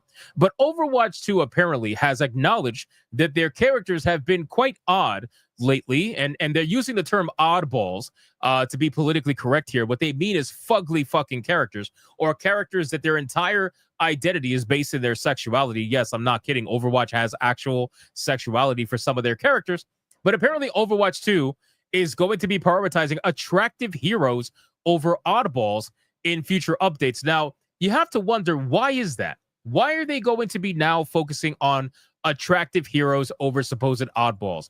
Could it be because Marvel Rivals has been destroying their booty holes through and through for who even knows how long now? That's clearly what it is, right? Marvel Rivals has put such a big dent into Overwatch's player base that now they're going to have to kind of double back and go back on what they wanted to do with their characters. Let it be known that there's no fucking way that Blizzard wants to make Overwatch unwoke. Like, that's not going to happen. What they're going to do is they're going to throw in some bones. They're going to throw some bones for people that are looking for characters that aren't butt fucking ugly. And they're hoping that those characters will be loved and that people will stick around and play their games instead of Marvel Rivals. So in today's video, we're going to cover this situation. We're also going to cover Marvel Rivals in this situation as well, because the game director has finally responded to the supposed reputation of Marvel Rivals being a Gooner game. Now, keep in mind, the people who call this game Gooner game are the same people that want to lick the dick and balls of the Bears in Baldur's Gate 3. Just keep that in mind. So Overwatch 2 has been slowly turning itself around over the past few months after its massive leap into free-to-play territory. Now, the game is gearing up for the release of the highly anticipated Season 18, which introduces a new support hero, Wu Yang. This brand new hero is the first glimpse into Overwatch 2's future design philosophy, with a focus is shifting toward more attractive characters rather than supposed oddballs like Ramatra and Wrecking Ball. In an interview with Polygon, Overwatch 2 lead concept artist Daryl Tan discussed Wu Yang design alongside senior narrative designer Josie Zhang. Together, they shared insights into how Wu Yang fits into the game's lore and why he represents the start of the new design approach. According to them, the popular hero shooter would now prioritize heroes that people can make deeper connections with, whatever the hell that means, right? Whatever. So you mean to tell me that you couldn't make deeper connections with some of the other characters? Were they that ugly that it was literally impossible to do it? Like, I like how these people try to dance around the terms that they just want to say.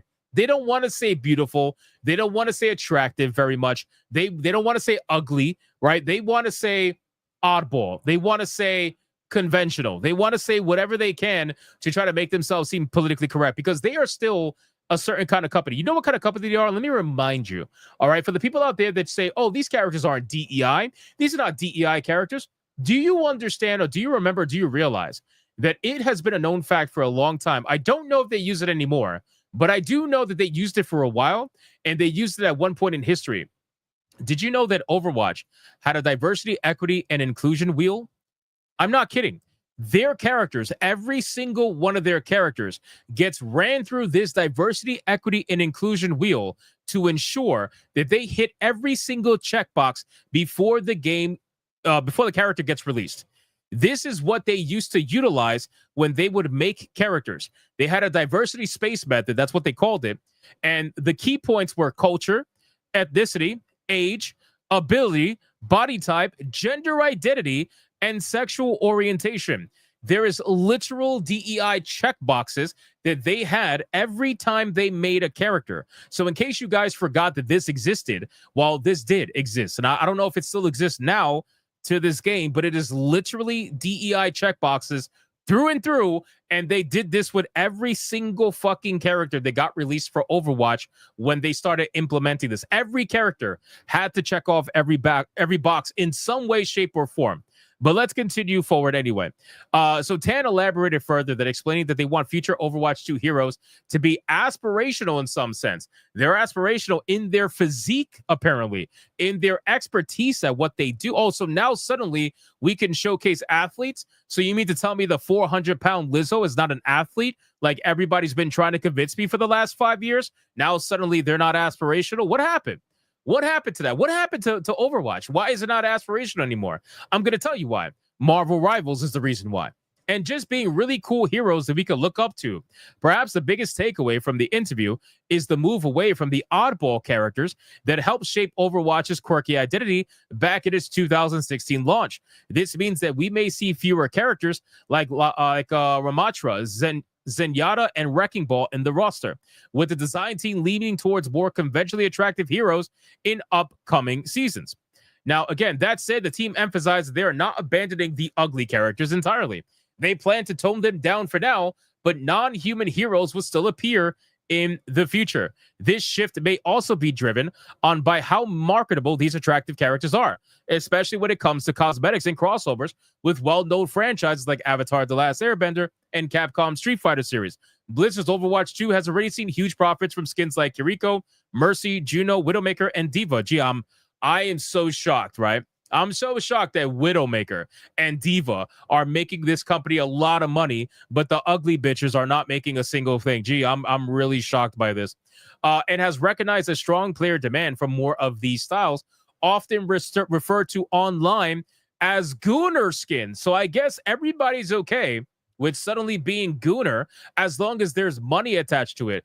When the money was flowing in before and there was no competition, they didn't care about the supposed Gooner skins. They didn't care about supposed attractive characters because they had, basically everything. They didn't care. But now that competition has reared its ugly head, now suddenly it's like, oh, we'll throw out some Gooner skins. We'll be Gooners too. We're Gooners like you, right? We're totally cool like you. These people are absolutely fucking hypocritical. Now, the beautiful thing is that Marvel Rivals director has actually addressed recently the supposed reputation of this game being a Gooner game, right? And keep in mind, I said this earlier in the video, and I'm going to repeat it for the people that perhaps a little bit hard hearing. The people that call Marvel Rivals a Gooner game are the same ones that celebrate the ability to lick the nutsack of a bear and every single follicle of hair that comes with it in Baldur's Gate 3. Like, these are the people that celebrate the ability to stick their dicks inside of their refrigerator in the game called Date Everything. These are the people that are calling Marvel Rivals a Gooner game because they want to downplay the success of this video game. Well, guess what? Now, after calling this game a Gooner game, I wonder exactly how you're going to feel to see your woke little puppet of a video game called Overwatch 2 now suddenly selling more Gooner skins because they're trying to be one with the crowd, right? I wonder how you're going to feel about that. But let's be real, you're not going to say a fucking thing. But anyway, Marvel Rivals launched with the star-studded roster that it had, with amazing skins that everybody loves talking about, as seen in this picture here. The Marvel Rivals Summer Party swimsuit event and its array of swimsuit costumes have contributed greatly to Marvel Rivals' Gooner label. Game director Guan Yung said that recently, with Marvel Rivals assembled in a special interview, he talked about all this, and he said the following. Well, he was asked the following, I should say. How do you guys respond to people calling Marvel Rivals a Gooner game? He barely flinched before replying, because our design is inspired by classic comic themes, including some very outstanding skins like Mantis and Psylocke's Vengeance. These all come from classic comic designs, and we create some more fashionable designs based on them to gain players' appreciation. I think this also reflects the broad recognition from our players. As mentioned earlier, with the Squirrel Girl and the Krakoa Resort skin, these are actually designs based on real-world themes and the season storyline. For designs like these, we try our best to integrate the storylines from the season, including elements from Krakoa, and blend popular elements from real life. We create new designs based on that, and I'm very grateful these designs have been well received by the majority of the players. Cooked. Absolutely based and cooked. There is no better response that this fucking man could have possibly given to a journalist asking about their game being a Gooner game. Absolutely fucking cooked. This was the best response, and this should be the only response, right? He essentially is saying that they are sticking to the source material. Shocking, I know. He is sticking to the source material. He is sticking to the classic design of the characters, which is what people are looking for. Nobody's looking for the modernity version of any of these characters. No, when they're playing Marvel Rivals, they're looking for the classic version of the character they fell in love with back in the day or now or whatever. That's what they're looking for.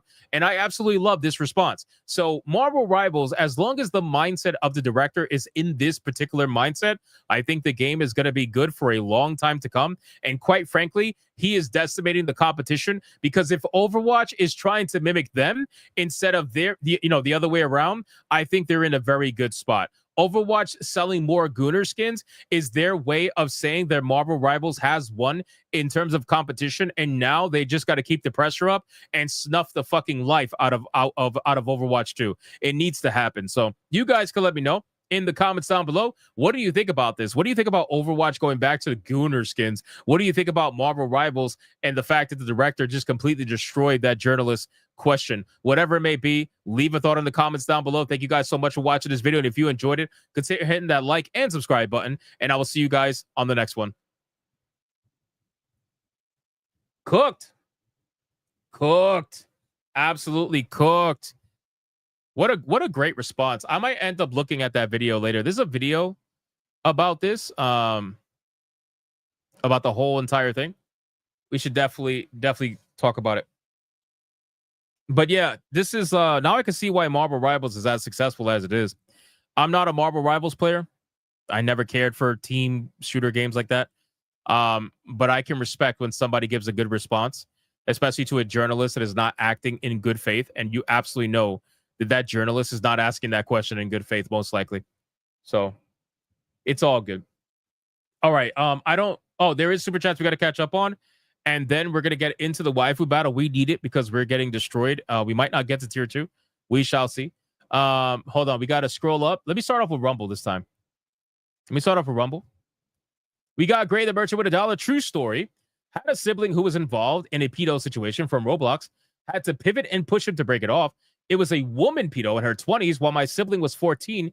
Roblox must burn. Yeah, and the sad thing is that if you were to report that story, probably almost nothing would happen. Because they'd be like, oh, it's a woman doing it? Yeah, we don't care if women do it.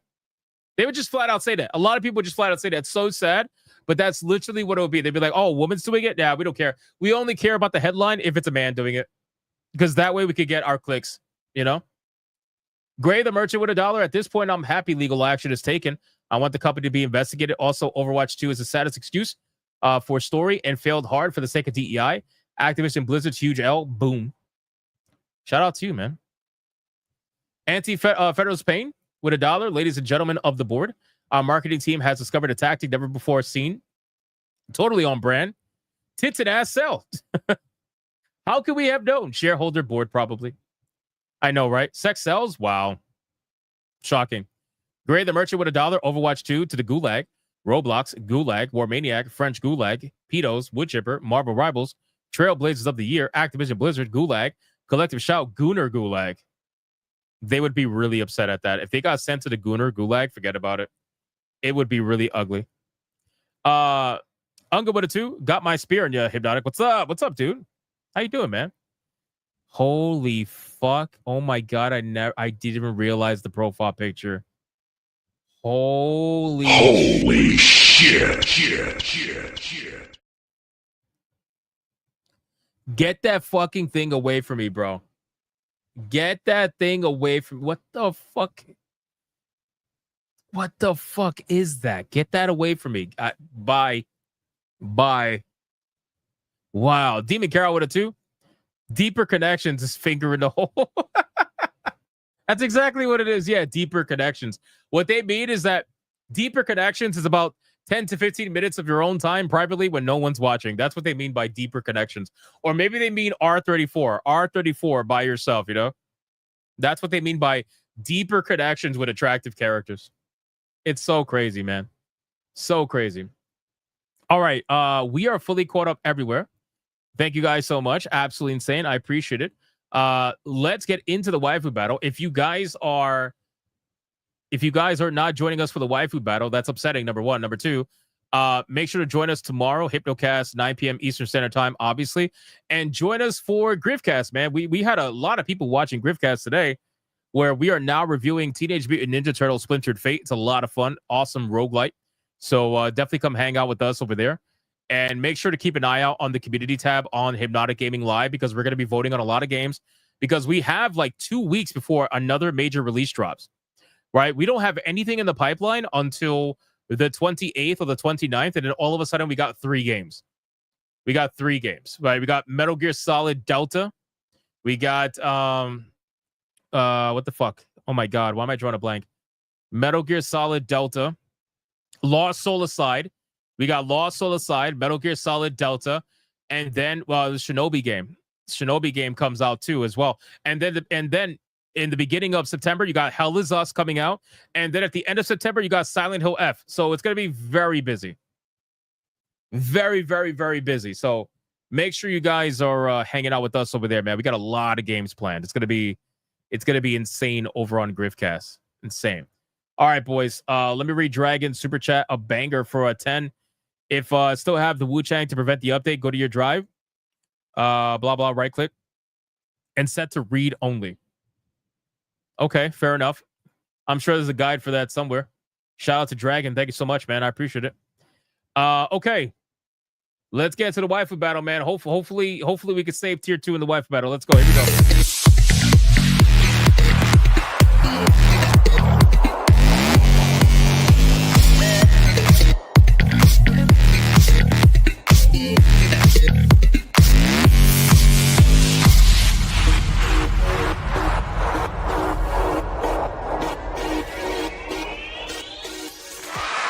Boys, waifu battle is here. If you guys missed the last waifu battle, we had an epic victory by a brand new waifu. Absolutely decimated the horse girl, because obviously, and it was none other than Gyoku from Apothecary Diaries. Now, today's waifu challenger is going to be a recommendation from Piranha Pal, because it was her birthday, and initially she wanted Yor, and I was like, no, we're not putting Yor. Yor was just in the waifu battle very recently. We're not going to put her again. So tonight's challenger is going to be recommended by Piranha Pal, who I don't even think is here. So, unironically, there you go.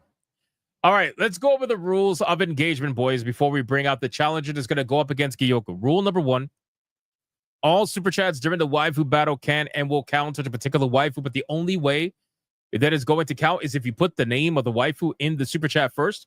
You got to put the name of the waifu in the super chat first. If you do not put the name of the waifu first, then it will not count. It doesn't matter how big it is. If you super chat after the fact and you put the name of the waifu, you forgot to put the first time first, then I will make it count. Rule number 2, you can vote for any waifu regardless of who's on the screen. It doesn't matter. You can vote for the champion, who is Gyoko, or you can vote for the challenger, who you're about to find out. It doesn't matter who's on screen at the time. Last but not least, after the second waifu comes off screen, I'm going to do a 30-second countdown. After that 30-second countdown, no more super chats are going to count. It doesn't matter how big they are. The last super chat that shows up on my screen will be the one that counts. So please, if you're going to vote, vote early and vote hard, ladies and gentlemen. Do we understand the rules? They don't. They don't understand the rules. They don't understand the rules. All right, boys, listen. So we got a waifu. We got a waifu today. She's not brand new to the waifu battle, okay? She's not brand new. But this particular waifu shockingly won a lot, okay? I didn't think she was going to. I initially put her in the waifu battle as a meme, but then apparently people loved her a lot. So let's see if she's loved enough where she could take on Gyoko, because Gyoko is pretty damn strong.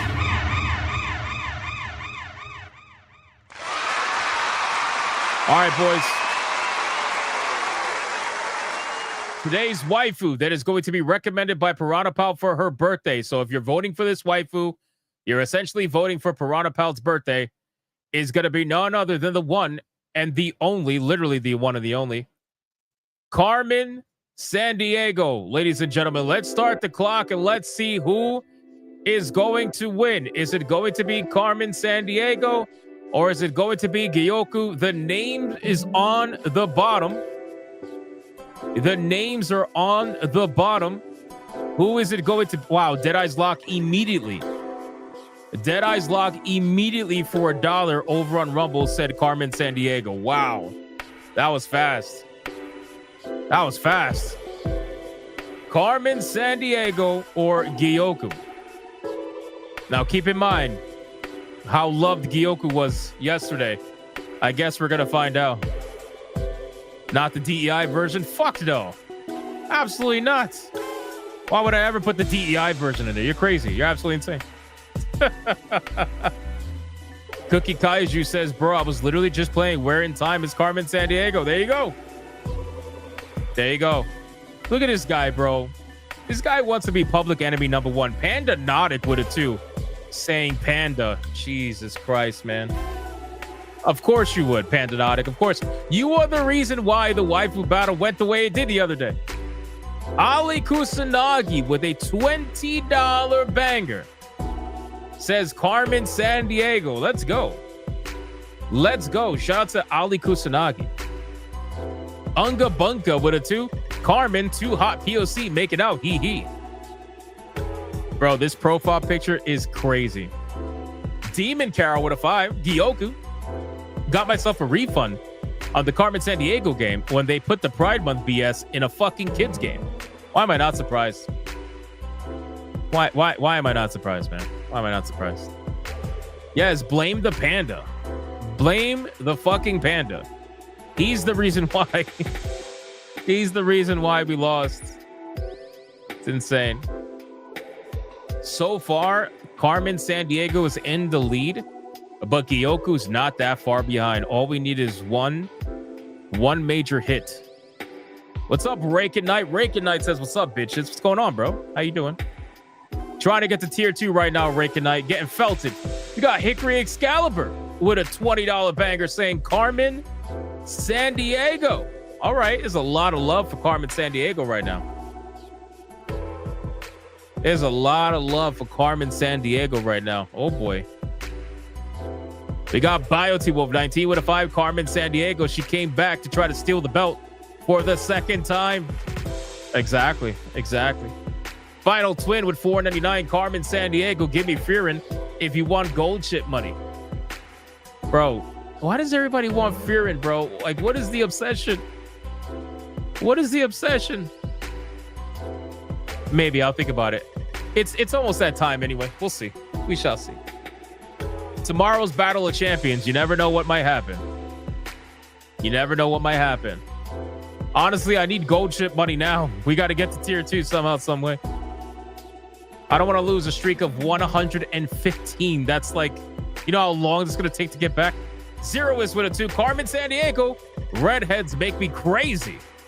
Shout out to you, man. Redheads are like a favorite in this chat. Redheads are a favorite in this chat. It's just how it goes, man. Hypnotic Rapture with a 2. Gyoku, I would scratch that itch she can't reach. Oh, I bet you would. I bet you would. Invidious with a 2. Carmen Hypno. We went through this last time she was on. Carmen is supposed to have only one eye showing, never both. What are we doing? Still hot. Listen, man, I can't control the pictures I find, okay? It is what it is. This was the best picture I found. Everything else was terrible. Everything else was like the DEI fucking Carmen. This is the only one I could find, okay? Let me rock. Let me rock. All right, I couldn't find another image of Gyoku that was YouTube safe, so we're going to use the same one again. It is what it is. I don't think anybody's going to complain anyway.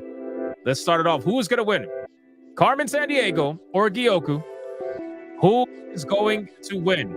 Gyoku's giving you 2 big reminders why you should vote for her. 2 massive reminders.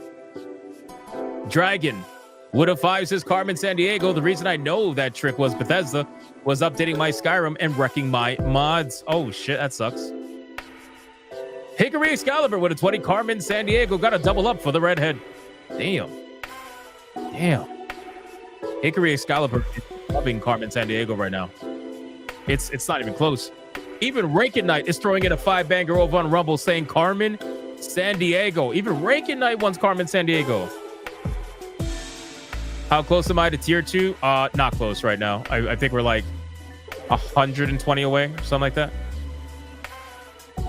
Because one of them was an Australian 20, so converted, it's less. Pouty's missing his battle. I know. It's like, bro, she yelled at me to give her a waifu for her birthday.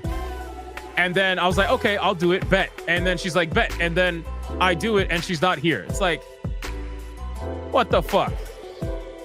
Come on. Come on. But it's all right. No problem. No problem. No problem. They are good reminders. I agree. They are very good reminders. Each one is a massive reminder. Massive reminder, boys. Massive reminder. She'll be pouty and cry later. I know. I know. It is what it is. It is what it is. She can't say I didn't do it. Can't say I didn't do it. You know? Can't say I didn't do it. Of course. Are you kidding me? Bro, ever watched Where in the World is Carmen San Diego game show? Bro, are you kidding me? That was that on PBS Kids? I think that was on PBS Kids. Fucking amazing show, bro. Am I right on that? I think it was PBS Kids. I'm almost positive. Don't quote me. It was PBS or PBS Kids, whatever. It was on PBS. Yeah. Bro, I absolutely remember that. Are you kidding me? I remember the song. I remember the what do you call it? The fucking, the layout. I remember how like everything was. It was so sick. And then after that show, you know what came on after that? Wishbone. It would be Carmen's Where in the World is Carmen San Diego? And then it was Wishbone right after. Right after that. Fuck, man. I remember all of that. It's so sad that I remember all of that. Hold on. We got Ryan with a 2 says Carmen San Diego. Isn't her last name German? Perhaps. Crimson Jet with a 50 saying Carmen San Diego because she's a classic. Shout out, man. Shout out to Crimson Jet with the $50 mega banger for Carmen San Diego. This is a blowout, bro. I thought for sure people would vote for Gyoku. How could you look at Gyoku? How We're $32 away from tier 2. Thank you, TJF. How are we letting Gyoku get felted like this? This is crazy. This is crazy. Do I need to zoom in on Gyoku or something? Like, how are we letting this get felted?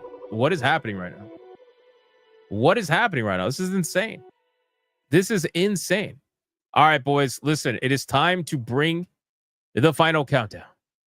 Let's see who is going to win. 5, 4, 3, 2, 1, go.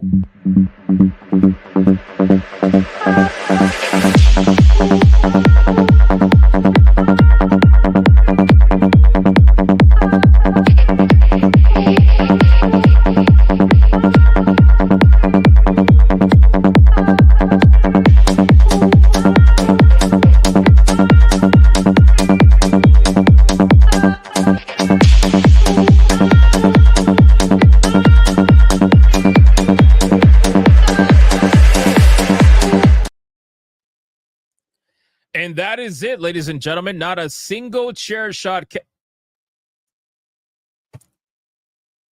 There ain't no way, bro. There is no way, bro. There is no way, Blackguard. No way, bro. There is literally, positively no way did that just happen, bro.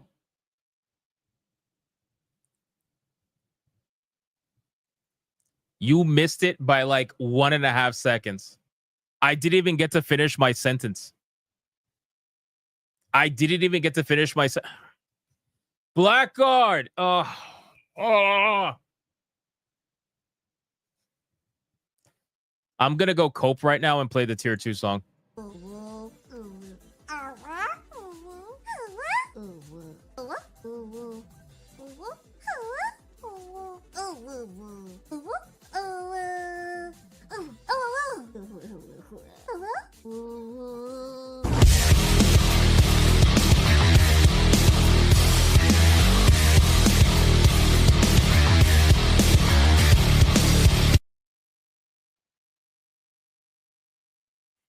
Ouch, man. On the flip side, we did manage to save tier 2 because Blackguard and Crimson Jet came out of nowhere with the $50 and $100 bangers. But unfortunately, Blackguard with the $100 Red Boy Ultra banger for Gyoku did not count. It was literally almost 2 seconds too late. I was in the middle of my fucking sentence and it did not count. The replay shows that he didn't make it. I know he didn't make it. I know. Blackguard, thank you so much, brother, for saving tier 2. Love and appreciate you. You pulled a Bio T-Wolf. You pulled a Bio T-Wolf. But we love you anyway, man. And shout out to Crimson Jet for the $50 banger. You know what? We're going to give you a Gooner clip in the meantime while the mods count it up. Let's go. Wrong one.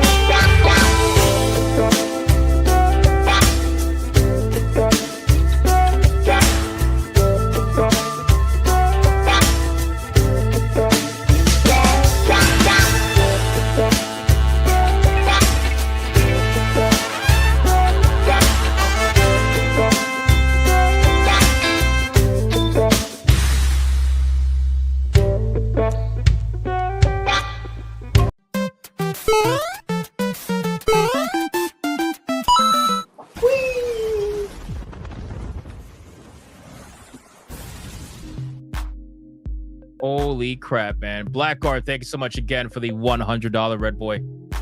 It's absolutely insane. The numbers are already in. Wait, shit. Numbers are already in. Oh, Gyoku still would have lost. Holy fuck. Gyoku still would have lost. Damn, man.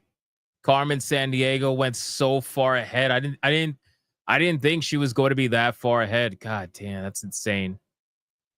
All right, boys. Well, we got Gyoku at $5.25. Absolute felting. And then we got Carmen Sandiego at $136.98, which means the winner and still, I'm sorry, and new, my bad, Waifu Battle Champion is none other than Carmen Sandiego, ladies and gentlemen. God, geez. Crazy.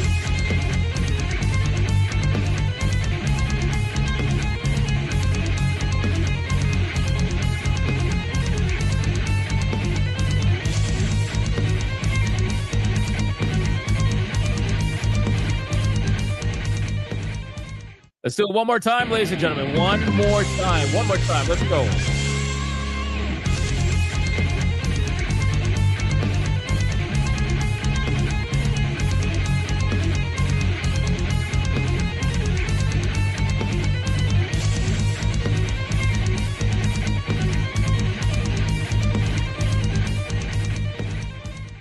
I don't think many people are coping and seething at all.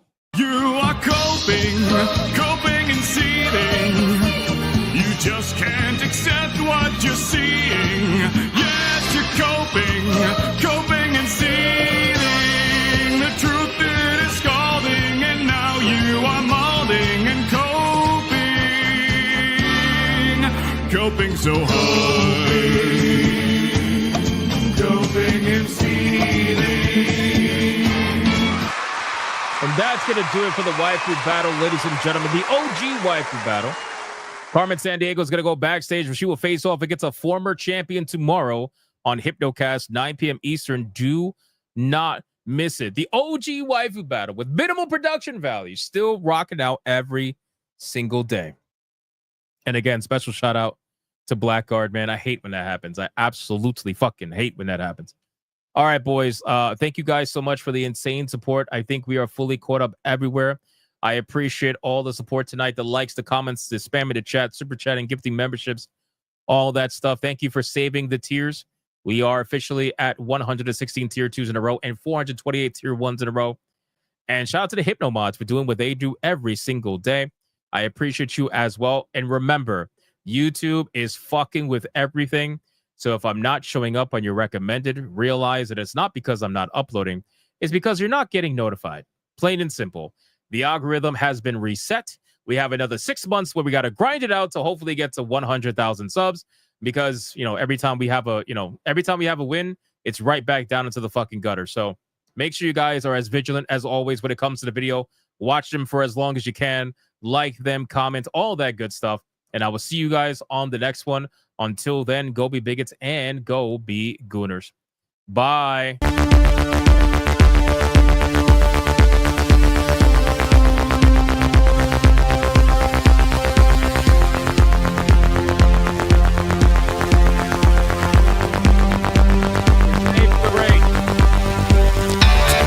I am not gay. I have relationships with women and sex with men. And I got news for you. That means you can't.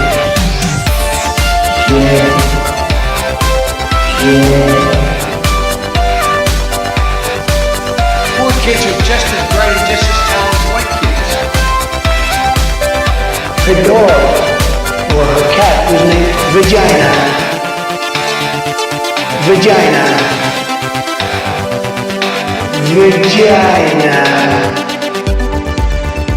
Put a ticket in, make her gay. Suck it, yeah, don't put a ticket in, make her name is gay. Fuck it, yeah, put a ticket in, make her gay. It means put a chicken in it, weenie, and make her fucking gay. Fucking pronouns! Fucking pronouns!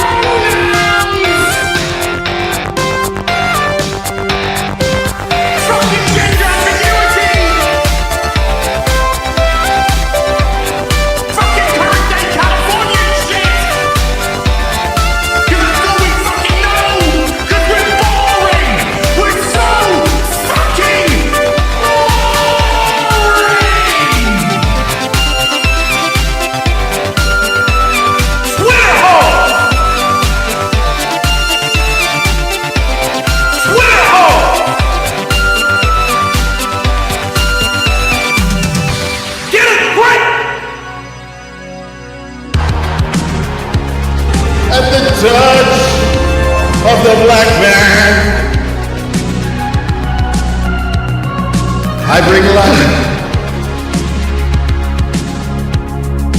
I bring life.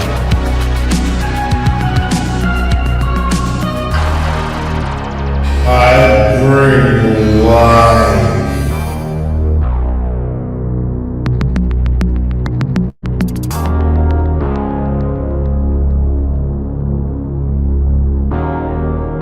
I bring life.